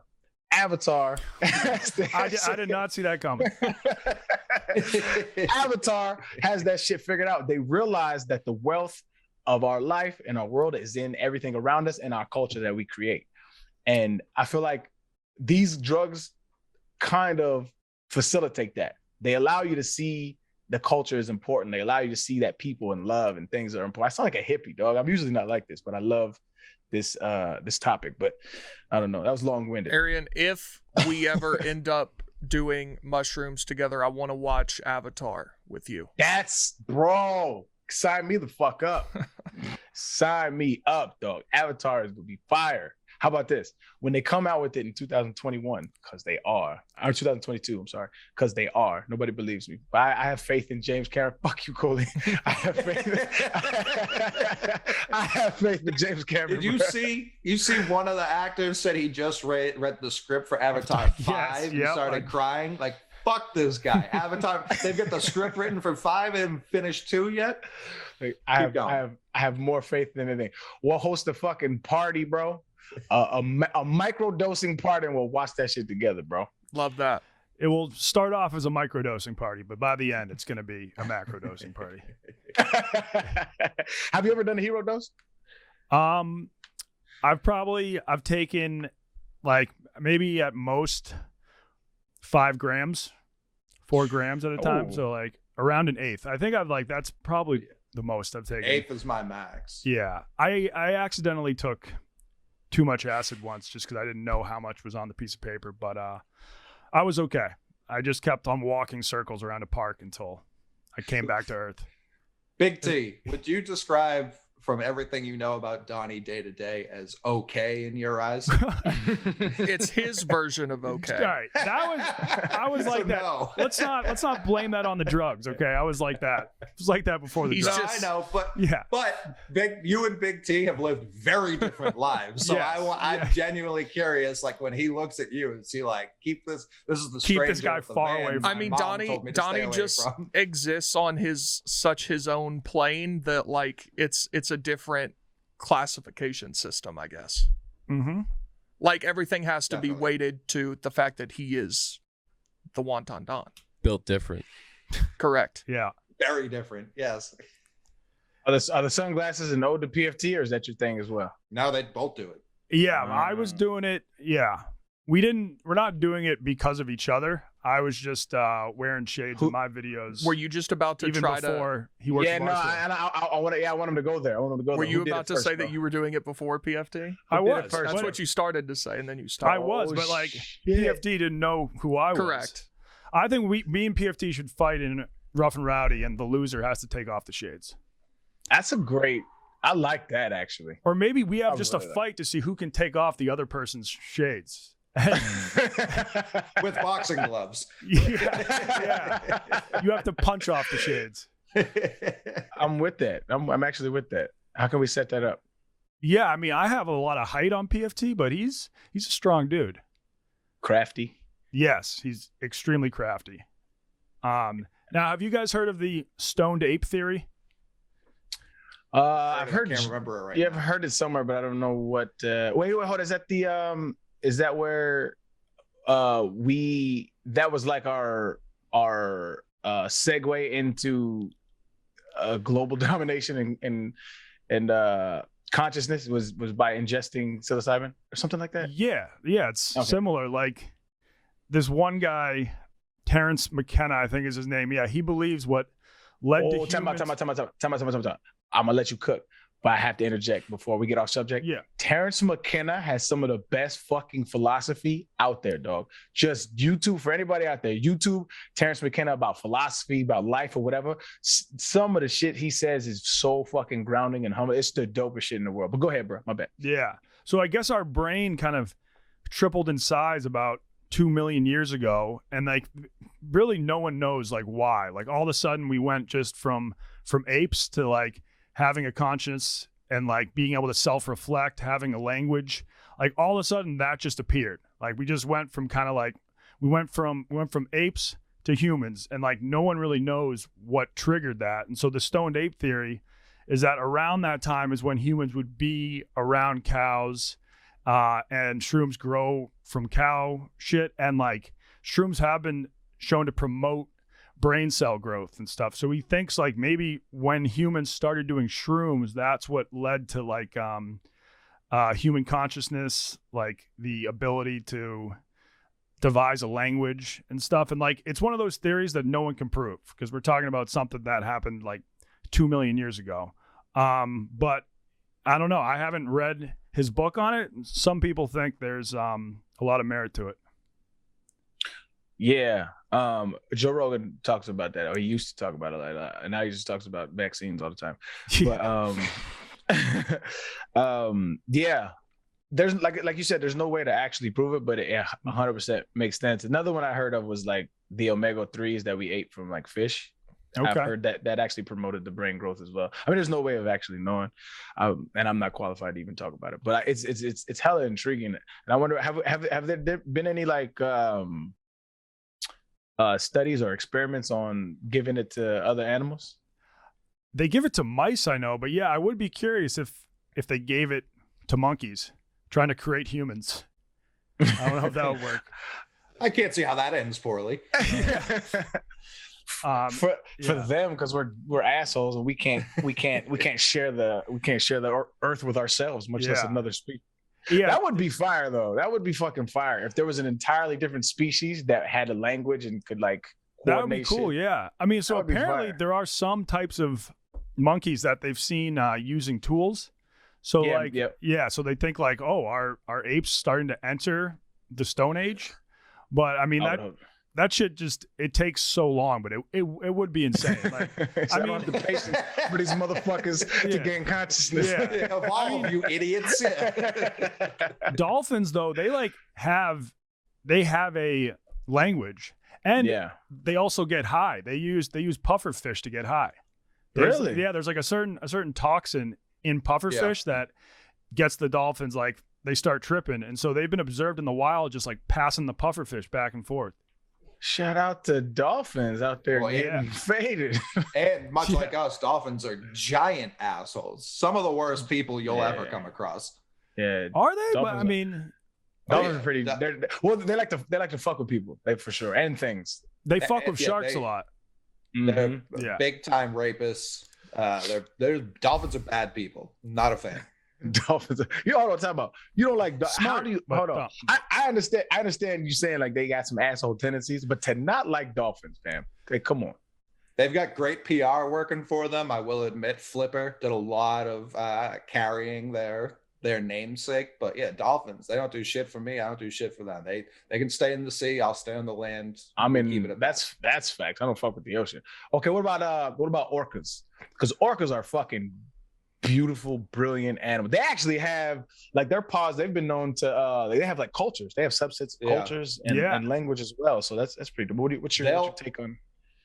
I know you've spoken very fondly of orcas in the past. I think they both have good and bad PR working for them, because they also, what I don't like about orcas, they fuck with their food before, like they'll take like a baby seal and just toss it up in the air repeatedly in front of its parents and then kill the whole family. Like just kill the whole family. Like I get how the ecosystem works. You're not going to show off. You're not going to start high stepping at the 40 before you devour this family. Like that's where orcas, like, and I know they won't like kill people even out in the wild, but like in the wild, it's never been documented that they've attacked and killed a human. Obviously in captivity it's happened a few times, but I think that was crazy. I was like, wait, like in the history of Earth, we don't have a single case of a killer whale just eating a human.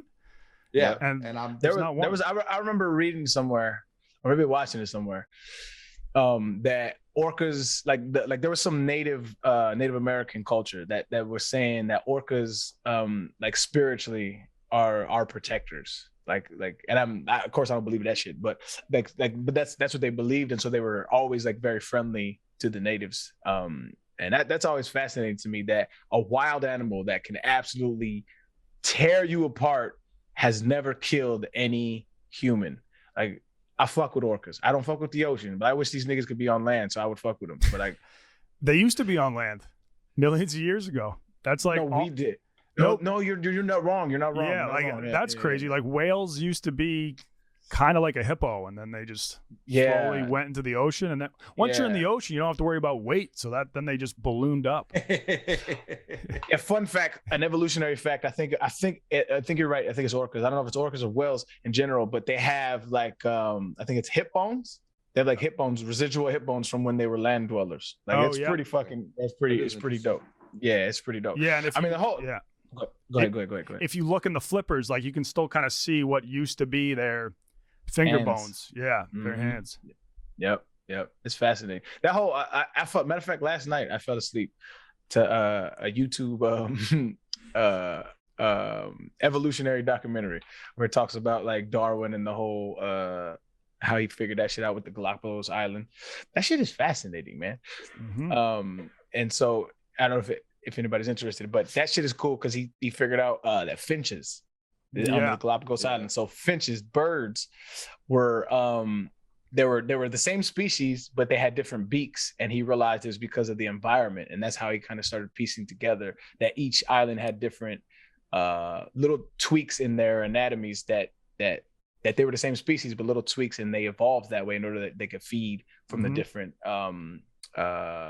environment on there. So that's fascinating. Yeah. Shout out PFT. He's actually been to the Galapagos Islands, I believe. Did he ride a turtle? You'll have to ask him the next time he's on the show. I will do it. Do you know the answer and you're just not telling us? Or? Right. It's a really good ride story. A turtle? No, I think that is highly illegal in the Galapagos Islands. I hope so. Yeah, I would hope so. I mean, if you're like a 3-year-old, if I had a 3-year-old, I would put him on top of turtle. For sure. I wouldn't want to go 4. Maybe like 4. 3 is a little, the balance, the equilibrium might not be there. I'm not trying to ride a turtle. I would ride, definitely. Well, tortoise. Tortoise. I would. Okay. A tortoise. Turtle. Tortoise are the ones on land. Yeah, tortoise is land. Whichever one's in the ocean. Did you see that big ass one that they pulled out of the ocean? Shit was fucking huge. Holy shit. That was terrifying. So are you ever gonna have that treatment at John Hopkins, Arian? I'm gonna reach back out to him. I totally forgot. I'm going to record right now. I'm totally down to be a guinea pig in any study. Give me a hero dose, because I feel like if you have, I'm giving everything, bro. Because I feel like if you have a medical team, my anxiety from doing like a hero dose is like my heart exploding, or from like it beating so fast from me being scared. Like that's my anxiety. I don't want to do it. But like if you're there, that anxiety is just gone, because it's like you can give you sedatives to bring your heart rate down. If there's a patient. So like I would want to be a guinea pig in all these psychedelic studies. Yeah. I would just not want them to give me placebo. That would piss me off. I might fight somebody. Like I didn't sign up for this shit. Yeah, I don't want to be in the placebo group. Give me the shit. Give me this stuff. I mean, so I guess when they do the mushroom therapy, you're in a room and you get a huge dose, but then you put on a blindfold or something like that, and you kind of just like sit in the room, and there's someone in the room with you that you can talk to. But that's interesting because every time I've done shrooms, I'm used to like walking around exploring. Like there, you're just in a room in the hospital. You take a bunch of shrooms and you put on the blindfold, and like you have someone you can talk to. But I mean, I'm sure even if you're not really seeing anything, just when even when you're on shrooms, you probably know if you close your eyes, you're still seeing a bunch of crazy shit. So definitely. I would request me bringing my iPad to watch Avatar. That would be, I don't think that would be kosher. But that would be. I guess they do have to hook you up with all kind of like brain shit. That makes sense. I think they do play some music for you. I think they play like it has to be my pick though. I can't have these stale ass music takes. Fucking up my high. Well, I think that they probably give you like a bunch of different kinds just to see how you react, I would imagine. Yeah. Isn't it? So it's crazy. One way they've been using the therapy is if you have terminal cancer and you like know, all right, there's no cure, I'm going to die in the next 4 years. They've seen that they have given these patients a bunch of shrooms. They do a therapy session, and afterwards they're like not as afraid of dying. Like they come to peace with the fact that like their life is almost over. And like, so I know normally you'd think like that's the worst time to take shrooms. You're just going to be freaking out like about dying, but apparently it's helped. Yeah, no, and it's because of the things that we talked about. We saw with Big T. It was like when you, especially when you take a certain amount, like your sense of self and heightens, and you realize it's not just me. Like you just don't feel alone. Yeah, and like you feel a part of everything, and so you're like, it's okay to just return back to whatever the fuck we return to, and like that kind of shit to me helps. And even if it's bullshit, it still helps ease the anxiety of death. And that's why like people always ask, like, that's the age of like, are you afraid to die? Like I always tell people no. And I think it's because I experienced psychedelics at a young age where it's like I just don't feel like this longing to, like, I want to live, right? I enjoy this, the only thing I know actually. Yeah. But it's like if it happens, it goes, but it's like I was just a part of this experience. And that's, I guess it's, you're taking the ego out of it. Like I have to live, like I'm not gonna have FOMO when I die, like, you know what I'm saying? Like it's just, yeah, it's done. It's okay. I think it's powerful. We should definitely spam the DEA. Yeah. Yeah, how y'all fucking PFT, bro. This nigga said I hated dogs, and like for the last 3 days, everybody's been sending me their fucking dog pictures on Twitter. Yeah, Arian, like, Arian sent a text on Friday morning that said, I can't get on Twitter because I have too many DMs and notifications of people just sending me their dogs.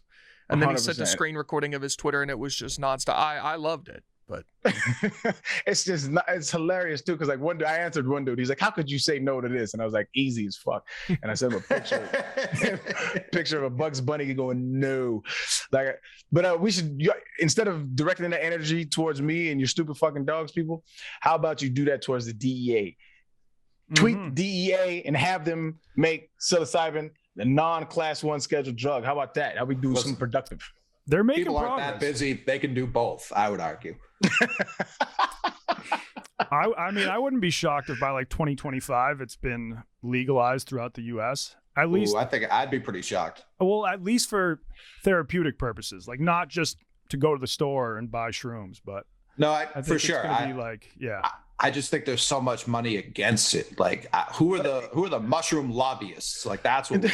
Oh, now there's a lot of these like psychedelic companies that are creating drugs using psilocybin and stuff, and like they're getting some traction. Like you can now invest in them and stuff. They have you can buy their stocks. I bought stocks in one of the company, have lost money so far, but you just gotta give it. You just gotta give it 4 years. I was actually surprised in the speed in which the marijuana legislation has increased popularity. Like states are it's dominoes right now. It's just knocking it out. I didn't think I was going to see that in my lifetime, honestly. I really didn't. Yeah, but because that's still a Schedule 1 as well. Marijuana is still a Schedule 1. What the fuck are they doing up there? A bunch of old fucking out of touch. What the fuck are they doing, man? Wait, yeah. No, I mean, I wish I do. It's crazy how like in the same country you can go from being able to buy weed at a store to like being put in jail for weed. It just depending on the state. Yeah. That was a topic. Me driving from Maine to Massachusetts, if I have weed on me, I'm crossing a state border, which is a felony. Trafficking. Right. But if I have like a gram on me and I go through New Hampshire, the live free or die state, it's still illegal there. Like, it doesn't make any fucking sense. But they hit Coley with the Rico, man. Yeah, we're all going down. This was a conspiracy to traffic. Yeah. That's like the scene in fucking Blow when Johnny Depp playing George Young is talking about, like, these are just lines that someone happened to draw at a certain point. Like, that always resonates with me. Like, borders in general are, maybe we could do a whole episode on fucking borders, but state borders specifically. Like, yeah, you're gonna tell me if I cross the street to New Hampshire, now it's illegal? Like, what changed? Genuinely, what changed? Yep. Not a fucking thing. Nothing. What do you think about borders, Big T? Strong borders. I think there's a lot of reasons people draw lines on maps. Some more valid than others. Would you admit that they're bullshit though? I mean, when you break it down to like, why is this place different from here? Like, you could say that about anything though. Like, why is anything? Like, Like, why do countries exist? Like, why is? I agree. Yeah. So should we all just be one? Are you advocating for one world government? Fuck. It seems No like one it, said anything about government. Well, Why'd you want to go to government? Well, if there's no borders, then we're all just one Earth. Like, there's no countries or anything. That's correct. Who governs that? who's going to run the show? Who's going to keep us in line? Well, see, and that's the thing. We think of government, right? Like, we think of government as this overarching authority figure, right? But if the moral compass of the land, right? If the moral compass of the people, the zeitgeist of the people is ethical in nature, you don't need a fucking government. You don't need an overarching government. Anything can be considered government, right? Like, if you're in a classroom and you have rules and regulations, low key, that's considered a government, right? Mhm. But what I mean is, like, there's no need for this militaristic, imperialistic mindset that our governments currently in this world occupy. That's why this earth is trash and why Avatar is way better, because on Pandora they just be chilling, eating the fruits of the land. This is also why I like, you're always talking, Arian, about like when aliens come here, why are we always trying to kill them? And it's like, if they actually did come here with malicious intent, we'd get run out of the fucking building, not even necessarily because they could have superior weaponry, but because we're not on the same page at all. So if another planet that is all united is on the same page, our team chemistry is negative 1,000. We have none. We need to But do you quit. think the moment the aliens showed up, like, we would all be like, all right, I think it's too late. I think it's At way that too point, late at yeah. that point. because then they're I going to think be you'll have. I just think you'll have, like, it'll be infighting again, because like there'll be people who are like non-religious, be like, see, we told you, motherfuckers. The religious people are like, no, that is Jesus. And this would be like a whole bunch of like, bro, focus on the fucking task at hand. It would just be a shit show. It'd be a big shit show, man. Holy shit. And I would just be like, yo, take me, bro. Where do you niggas, where y'all stay at? Take me there, I bro. mean, for the last almost 2 years now, we've had a foreign entity running up the scoreboard on all of us, when all it's taken is some cooperation, some understanding of one another, and we've been doing a dog shit job of it. all it took was some Twitter bots. Yeah. I think that's what it is, Big T. I think it's very utopian, right? My idea of one world, right? It's very utopian, but it's just not that hard to do. It's just like, really just don't be a dick. Like, that's like the only, just don't be a dick. It's not even close to that crucial. Like, just don't be a dick. It's this, that simple. But do you think that could ever happen? No, fuck no. Because there's Okay. too many dicks. Too many dicks. So then Too we many need dicks. borders.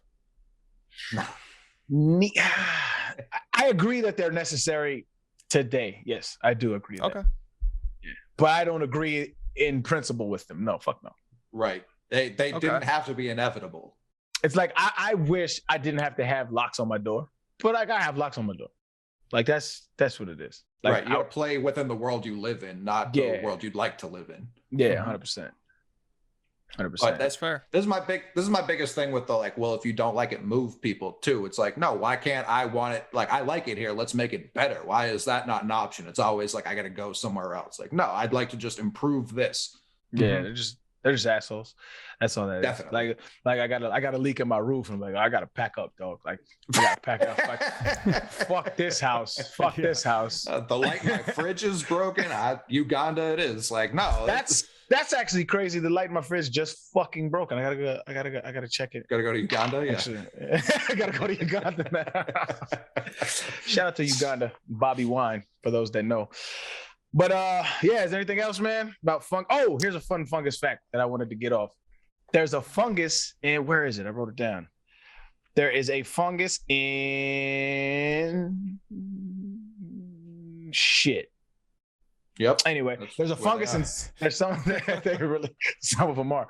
There's a fungus somewhere in the world that is actually the largest organism on Earth. Oh yeah, I got it right here. It's a type of honey fungus, and it's 2.4 miles across, and it's in the Blue Mountains in Oregon. It's thought to be the largest living organism on Earth. That's crazy. Because it's connected underground for miles. So, Is the Great Barrier Reef not a living organism, or it's bigger than that? So the Great Barrier Reef is like a bunch of tiny organisms. All right, that's fair. This is considered like all part of the same organism. Gotcha. Yeah. Okay. That's why it's the biggest. Fair distinction. Just thought I'd ask. Another fun fact: some people think that fungus may have come from space because they're like, it's not a plant, it's not an animal, like it's the most unique thing ever.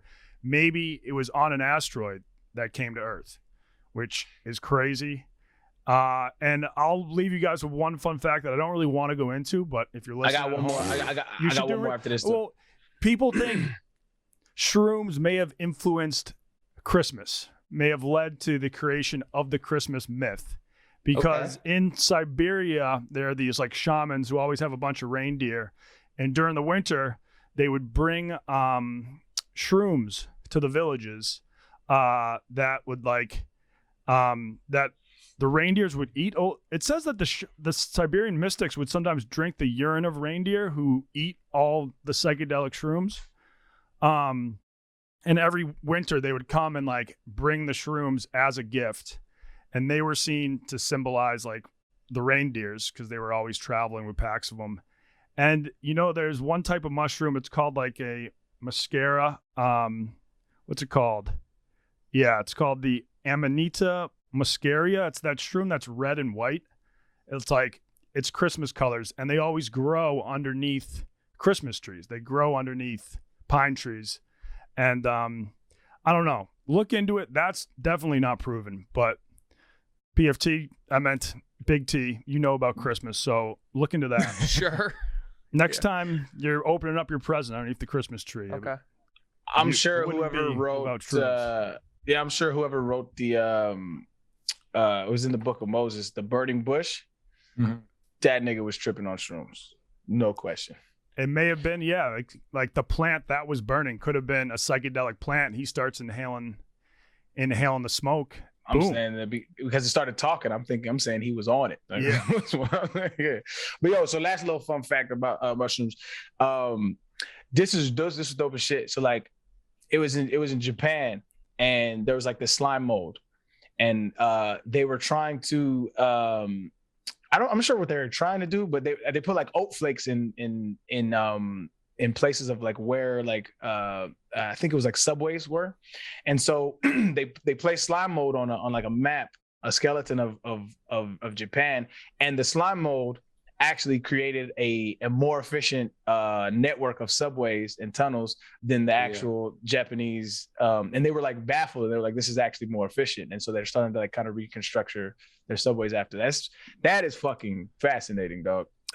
Fungus is smart, dude. Yeah, it can kind of almost think for itself. Yeah, in a way. I mean, it's a whole field. Like it's a whole field, and the study of it is actually crazy. There's like there's all kinds of like, I think Stamos. I think it's not John. What's his name? He was actually on Rogan. I don't talk about Rogan. I don't even listen to him that much, but he was actually on Rogan. Stamets. And he's like a super big like I think he's a mycologist, and like it's fascinating. Like I follow him on the gram, and like a lot. There's a lot of mycologists out there, and the work that they do is actually impressive. On top of the fact that mushrooms are delicious, they actually are some of the most fascinating things on this earth, along with fucking octopus. Those things are insane. We should do an episode on octopus, honestly. Yeah. They can do mind control of bugs too. Like if ants eat a certain type of fungus and then it takes over their brain, it has the ants climb exactly 25 centimeters up and bite into one of the plant branches.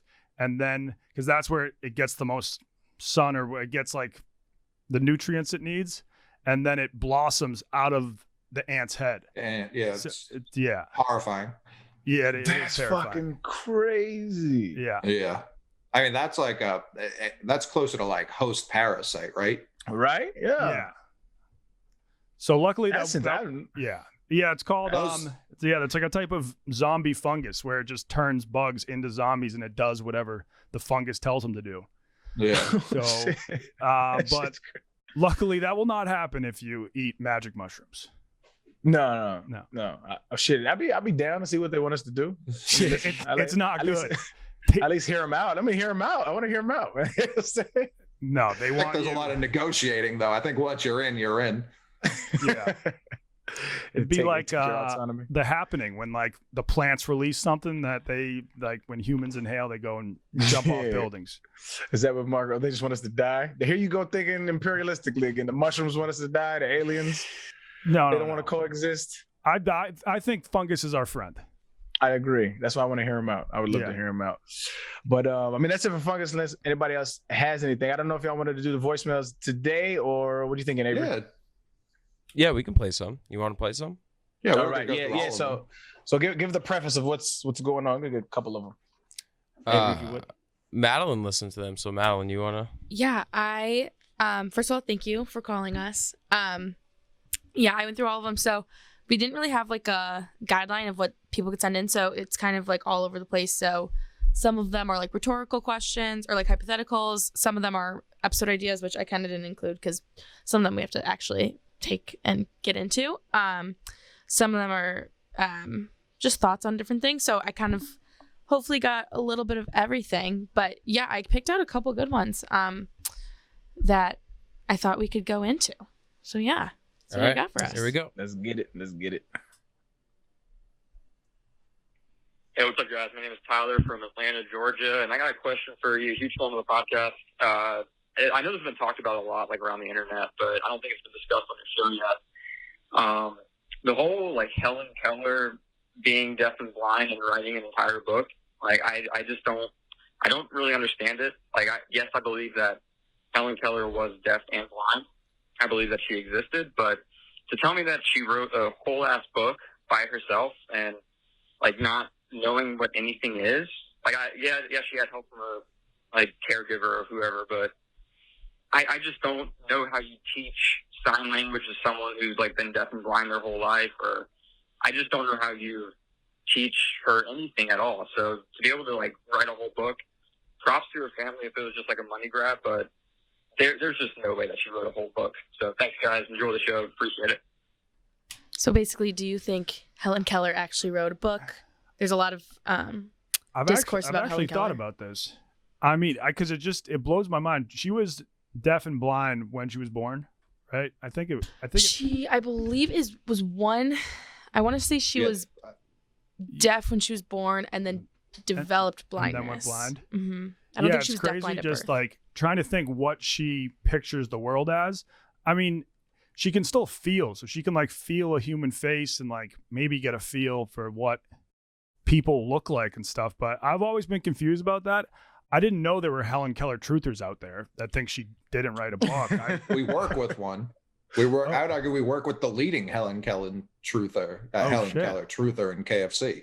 I did not know that was one of his theories, but no, I don't like.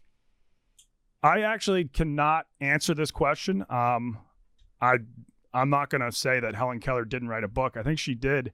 I think you'd be surprised if you can't see or hear. Like your other senses probably just get so good and like so sensitive that like.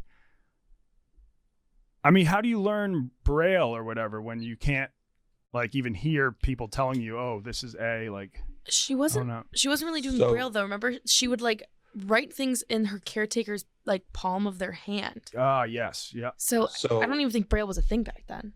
The top like people also ask on Google, it says never mind, this is at the age of 19 months Helen became deaf and blind. I thought it said 19 years, which would have changed everything, but 19 months, yeah, there's not much you can, like, I have a 17-month-old now and she's an idiot, so I can't imagine teaching back in 1880 someone how to read and hear at that age and then be able to retain it the rest of their life. So yeah, I've never understood it and I never will understand it.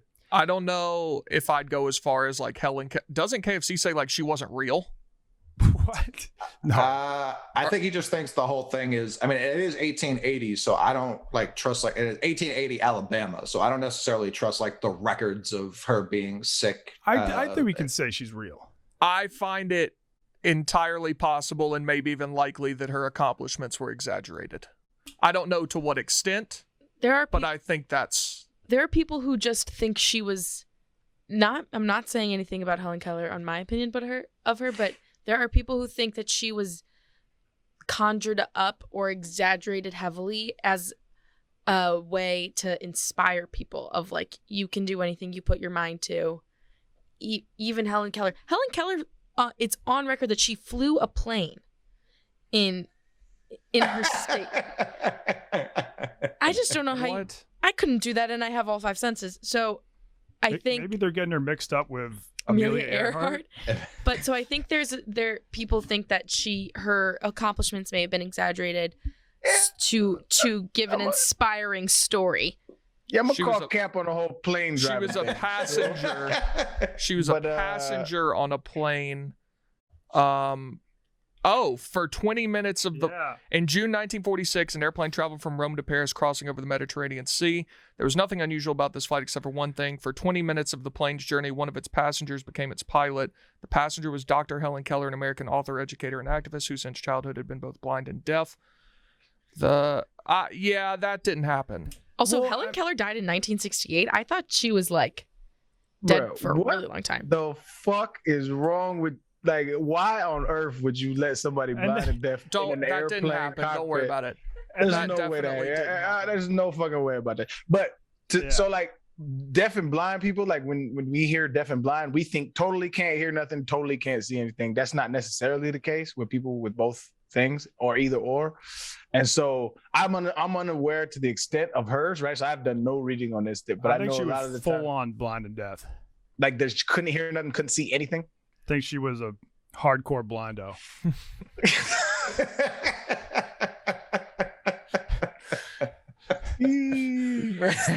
Why you should have, and I'm not encouraging either, but you should have attacked the deaf here because the blind will still listen to the podcast. I don't have a word for deaf people. You just said it. The deafs, yes. I think so.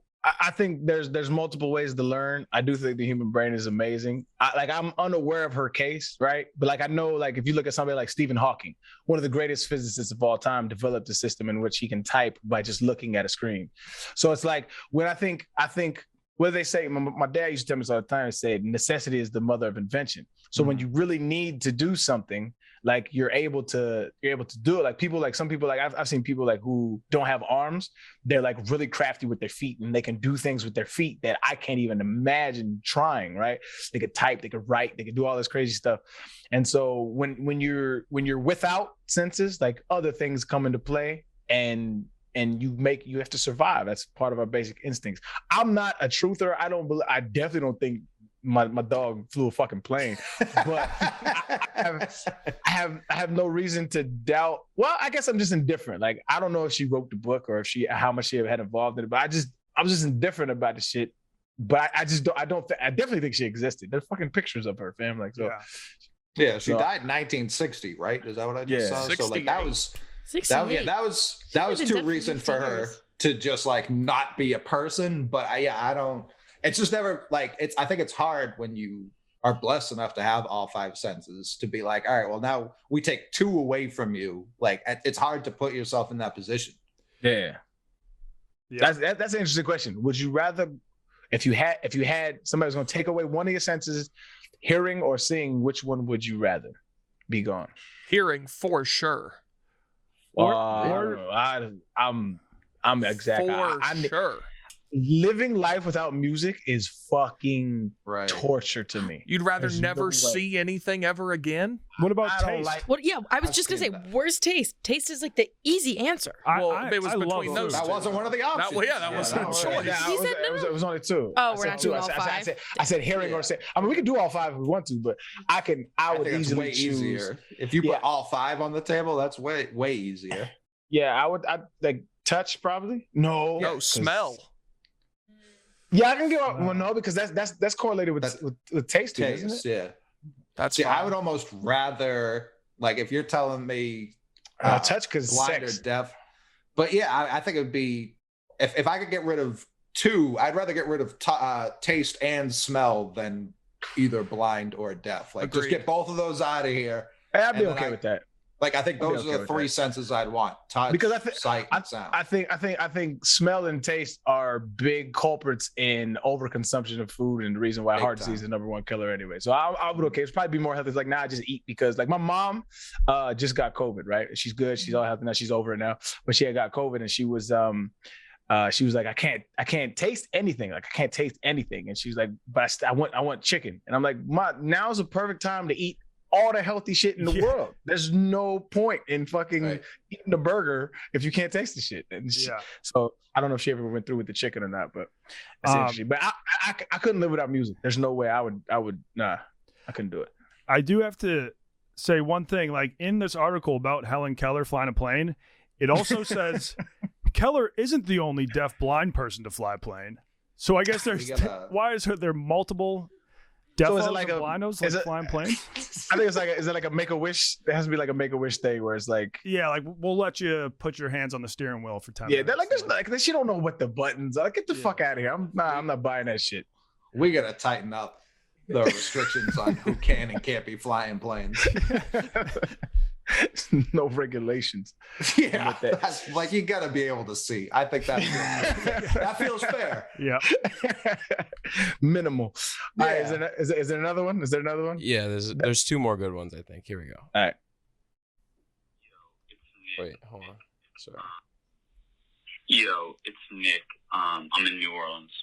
I'm curious, what's one piece of media from your childhood, be it movie, TV show, whatever, that's had the biggest impact on your personal beliefs or way of thinking of the world? I suspect for Aaron it might be Jaws, but I'm curious. Love the show. Peace. I mean, That's Arian, don't we know your answer already? That wasn't my childhood. That came out in Oh, 2009. Childhood. I would probably say I mean any of the like no. Shit. That's tough actually. That's tough. Cuz nothing really influenced my I mean if anybody has one go ahead. I'm still thumbing through all my memory on my hard drive. No, that's a really good question, and I don't know that I have like a real answer for it. Yeah. Well, You said what? Huh? for Big T, Georgia football. Oh yeah, that's Yeah, good one. People Easily. are laughing. I don't know. Like I feel like I'm influenced by so much media. It's hard to pick just one. Yeah. Ghostbusters, maybe, for me. Why? I just loved that movie as a kid. I wanted to be one when I grew up. But I don't know if that like steered me into the job I have today. I was like, I can't be a Ghostbuster. I might as well work for Barstool. It's kind of close. Very similar. I know a movie I saw as a kid that I rewatched and I was like, this movie is terrifying. Labyrinth. The Labyrinth. Pan's Labyrinth. Oh, No. yeah, that's pretty fire. Oh, Was no. that with, Labyrinth. Labyrinth. that was with David Bowie? Yeah. David Bowie in it. Yeah. David Bowie. And I remember being terrified as a kid and I rewatched it as an adult and I was still terrified. Yeah. I mean, one that influenced me heavy for a while. What was was it just called Ghost, the Swayze movie? Yes. Yeah. Yeah. So that, like, growing up in Boston, like, religion was everywhere, especially like Christianity, Catholicism, Irish Catholic, and the scenes where the devil's shadows would come and just drag your soul to hell had me on the straight and narrow for a good 3 years there, where I just was like, anything, I was like praying a lot in my head, like, please don't send me to hell for me for jaywalking. Like that was horrible. But that was like the movie combined with being told I needed to live a shameful life because of religion for a long time. The one piece of media I'm still very much addicted to and think more people should watch a little bit more in depthly, the original Grinch cartoon. Oh yeah.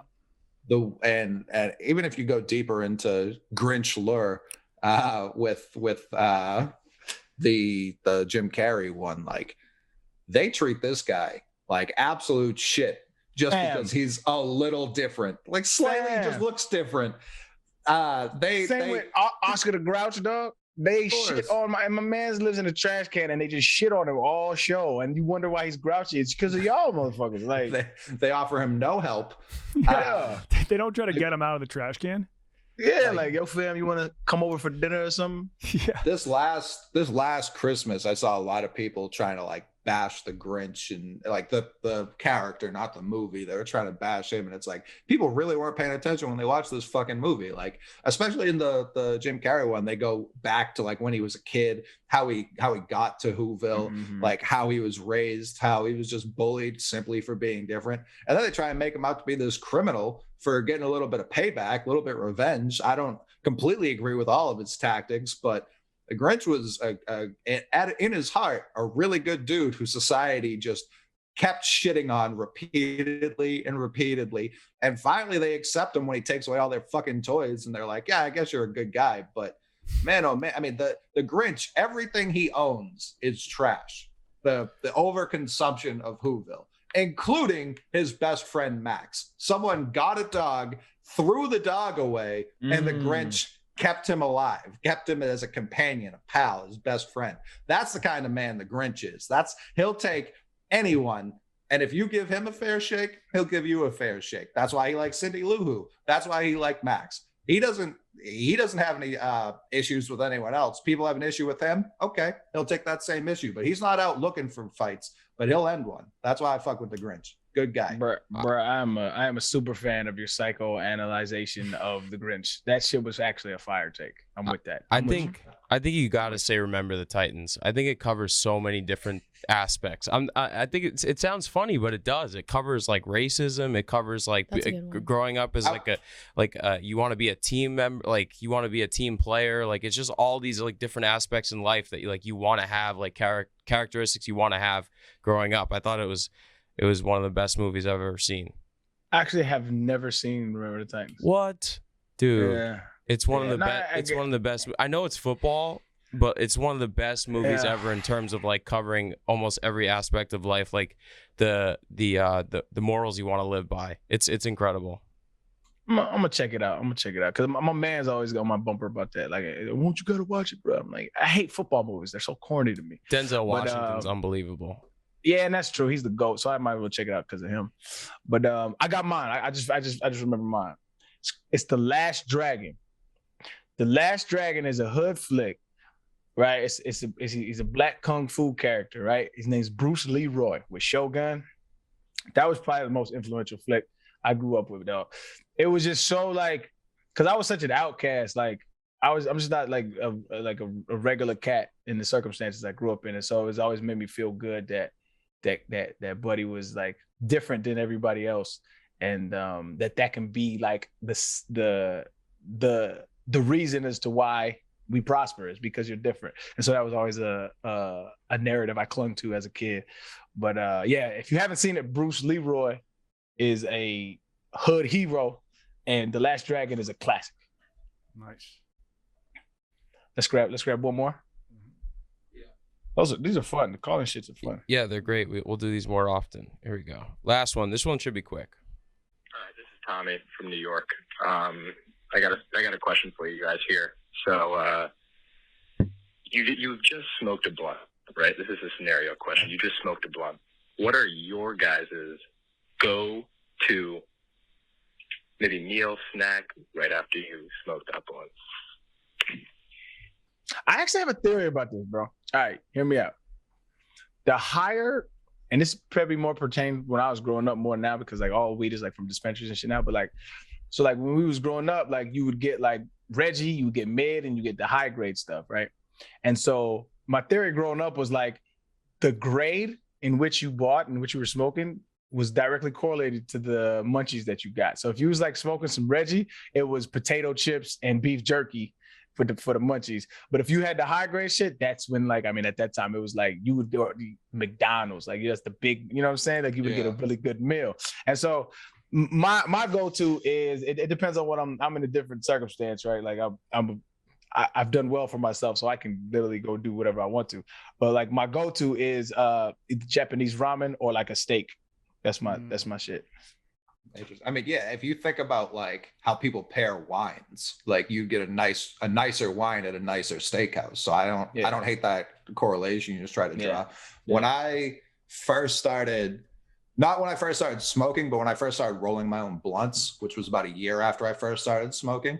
When I first started rolling my own blunts, I had a very like daily ritual. I would get off of work, I would go to the store, I'd get a strawberry Dutch, I would get a strawberry Sobe, and I'd get the Oreo Cakester, which was like the Oreo, but kind of like a mini whoopie pie almost. I think they came in a 3-pack, and they had a vanilla cake with strawberry filling. So I would roll the blunt, which had the artificial strawberry taste. I'd smoke it, and then I would drink the strawberry Sobe with the strawberry Oreo Cakesters. And that was, I mean, I don't think I've had better times than that. Yeah. When I first started smoking weed, it was always chili con queso dip with Tostito chips. Love that. Nowadays, it's kind of just whatever is around, you know, like whatever I'm feeling. But I do like a nice beverage after a blunt because they can be rough on your throat. So just like some nice fruit juice or something like that. Mm-hmm. Nice. Big T, talk to us, man. So I guess I can't answer this question exactly how it was posed, but if I were to guess, it would probably be, I mean, it's got to be Chick-fil-A. That's my thing. Because it's literally the only food you eat. It's the best. It's the food of the. It's literally so blessed by Jesus. Does it get blessed by Jesus? Well, all food can be blessed by Jesus if you wanted to. Is there like a priest in the back who's like saying prayers over all? But they ascribe the love of Jesus Christ in the way that they prepare their food and serve you. Except in New York, where the service is decidedly below Chick-fil-A's corporate standard. But above New York. In general, yes. Yeah. It has to be better because people in New York are assholes, dog. Have you guys ever had Entenmann's the devil food cake? Have you ever had that? Yes. Mm-mm. Yeah. It might be one of the greatest creations ever made, and I think it's probably the best high. Like you could go through a whole tray when you're high. So that's there for me. I'm trying to think of what else. What's your like go-to drink, Arian? Are you talking about alcohol or just regular drink? No, after you smoke. I listen.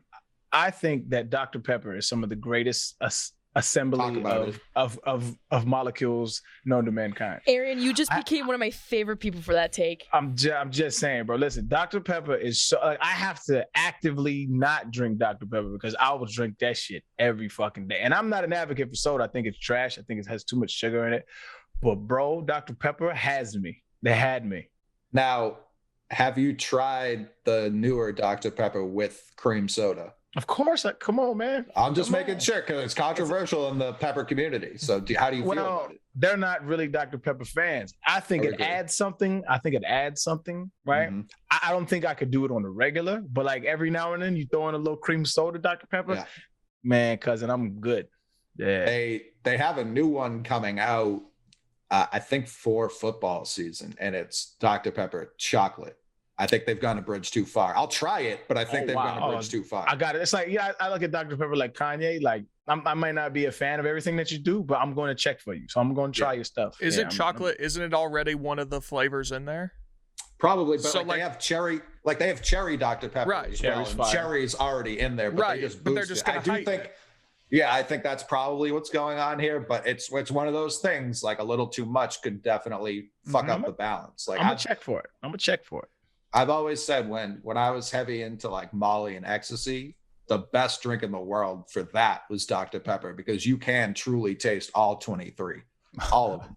So I be telling them, bro. I tell people that all the time. Like, no, I can taste every single one of these 23 flavors. I promise you. People used to drink chocolate before they started making it into candy bars. It used to be like a drink that the Aztecs actually would consume. It was made into like a cocoa beverage. That's interesting. Yeah. Little hot chocolate, dark chocolate itself, like in moderation, is actually really healthy for you. Yeah. True. Yeah. Well, shit, man, that was a fun segment. I said we do that shit more. Yeah, I really like that. Keep sending stuff in. Thanks for having me on. What's the phone number?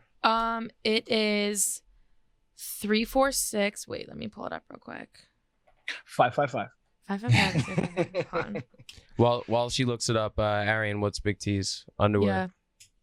Yeah, we can do that. Let's go. Donnie, do you know what's? Yeah. Yeah. Oh, you hold on. He knows what it is. Why do you know what it is? Do you have? No, he just knows what the segment is. Okay, I thought you. I just didn't know if he knew. I knew it was going on this morning. I thought you said, Donnie, you know what it is, right? No, I was asking if he knew because he kind of looked. He's my 12-year-old. Oh, I am not. I want that very clear. Full circle. There we go. Yeah. We'll call it tech on that one, doggy. I'm gonna go with I'm feeling some kind of pattern, maybe striped. Let's go with gray in there. Okay, so they are gray. They're just solid. I almost wore stripes. Okay. Gray. I'll take it. I did almost. That's I was looking at stripes this morning. I was like, Aaron's gonna guess like gray. I went neutral, but so nice. Okay. Wait. Big T, are you playing into his guess? Because I don't want you to do. I want you. Well, on Mondays, it's impossible now to wake up on Monday and pick out a pair of boxers and not think about it. I suppose, but I don't want you doing you're almost out thinking him in a way if you're trying to. No, you know. Hold on. That's what's going on. He's playing mental chess with what draws you gonna put on. Yeah. You can't I guess y'all can't. Similarly to how I cannot ascribe to myself the feelings you guys have on mushrooms, you guys can't understand what it's like to be me getting dressed on Mondays now when I'm picking out underwear and I'm like, well, this is going to be a thing later. So I don't want to get too crazy with it because I know so you gotta. How crazy can you get? Well, this morning I was looking at. I had a pair. Let me find out. One day you come up with some lace or some shit on. Well, this morning I was looking at a pair. They were red and blue stripes. I was like, no, that's too much. That's too much to do for the show. That's funny, man. That's what it tickles me that every Monday morning you wake up like, oh fuck, how am I gonna finagle this? Yeah. That's funny. Mad Dog, did you get the number? Yeah, so the number is 347-560-0401. I'll post that too. So 347-560-0401. Call about, I would pose more like hypothetical questions. You guys are welcome to call and give us topic suggestions, but they just might not be on the show as much because we'll just use those and make them a whole episode. So call, ask hypotheticals, things about deaf and blind communities, anything like that. Or if you want to talk shit, I want to hear some. Can't just highlight all the good. You know what I mean? It's okay. That's okay to feed a little darkness every now and then. Yeah, feed into the evil. And there were some people that called Adrian. His name is Arian. I just want to like shout that out for Arian. But yeah, Appreciate call in. Yeah, of course. Whatever you guys want. Everyone at Macrodosing. Maybe Donnie will come back to answer more voicemails, anything like that. But they were really funny. Also, one guy asked about improving his credit score. I don't know how to do that. It's a big fucking game, and we should actually do a whole episode on credit actually, because that is a fucking. That's a hole to go down, actually. Well, look at that. Maybe we should. Yeah, maybe we should. Yeah. Yeah. So, if you guys want any questions specifically answered, that wouldn't go into a whole entire episode, feel free to call in at the number. I'll put it in like the Instagram bio or the Twitter bio or something, so it's easy to access. But yeah, for sure. It was really fun. I liked it. Yeah, that was a fun little segment. I think we're going to continue that. So if anybody else doesn't have anything, man, no, we're all good. Well, shit, we appreciate Don, man. We appreciate you hopping on, man, filling in. That shit was fun, man. We're welcome back anytime, my brother. Yeah, I had a blast. Thank you. PFT's not a drug guy, so that's why he's not here today. For sure. Well, I think in 5 years, shrooms might be a type of medicine and not really as much a drug. So True. He can just be a medicine guy. Right. Medicine guy, PFT. Yeah. We like it. All right, you guys, if you have any, PFT always says if you have any criticisms or suggestions, call us handsome or whatever the fuck he says. Or just don't, whatever. Holla at us, follow us on YouTube. We're trying to get to 100K so we can get Big T to trip on shrooms with us. He said it here in this podcast or something like it. We'll figure something. We're 11% of the way there, so we've got a ways to go. 100%. We'll make it happen. But we're going to get there. I feel. Yeah, we're growing slowly but surely. We cooking this thing, man. So the slow cook is the best cook, man. But yeah, follow us. Click subscribe, the little bell so you get the notifications. Instagram, follow us on Instagram and Twitter. And much love. Peace and salutations, man. Do drugs, but responsibly. Love you guys. Peace.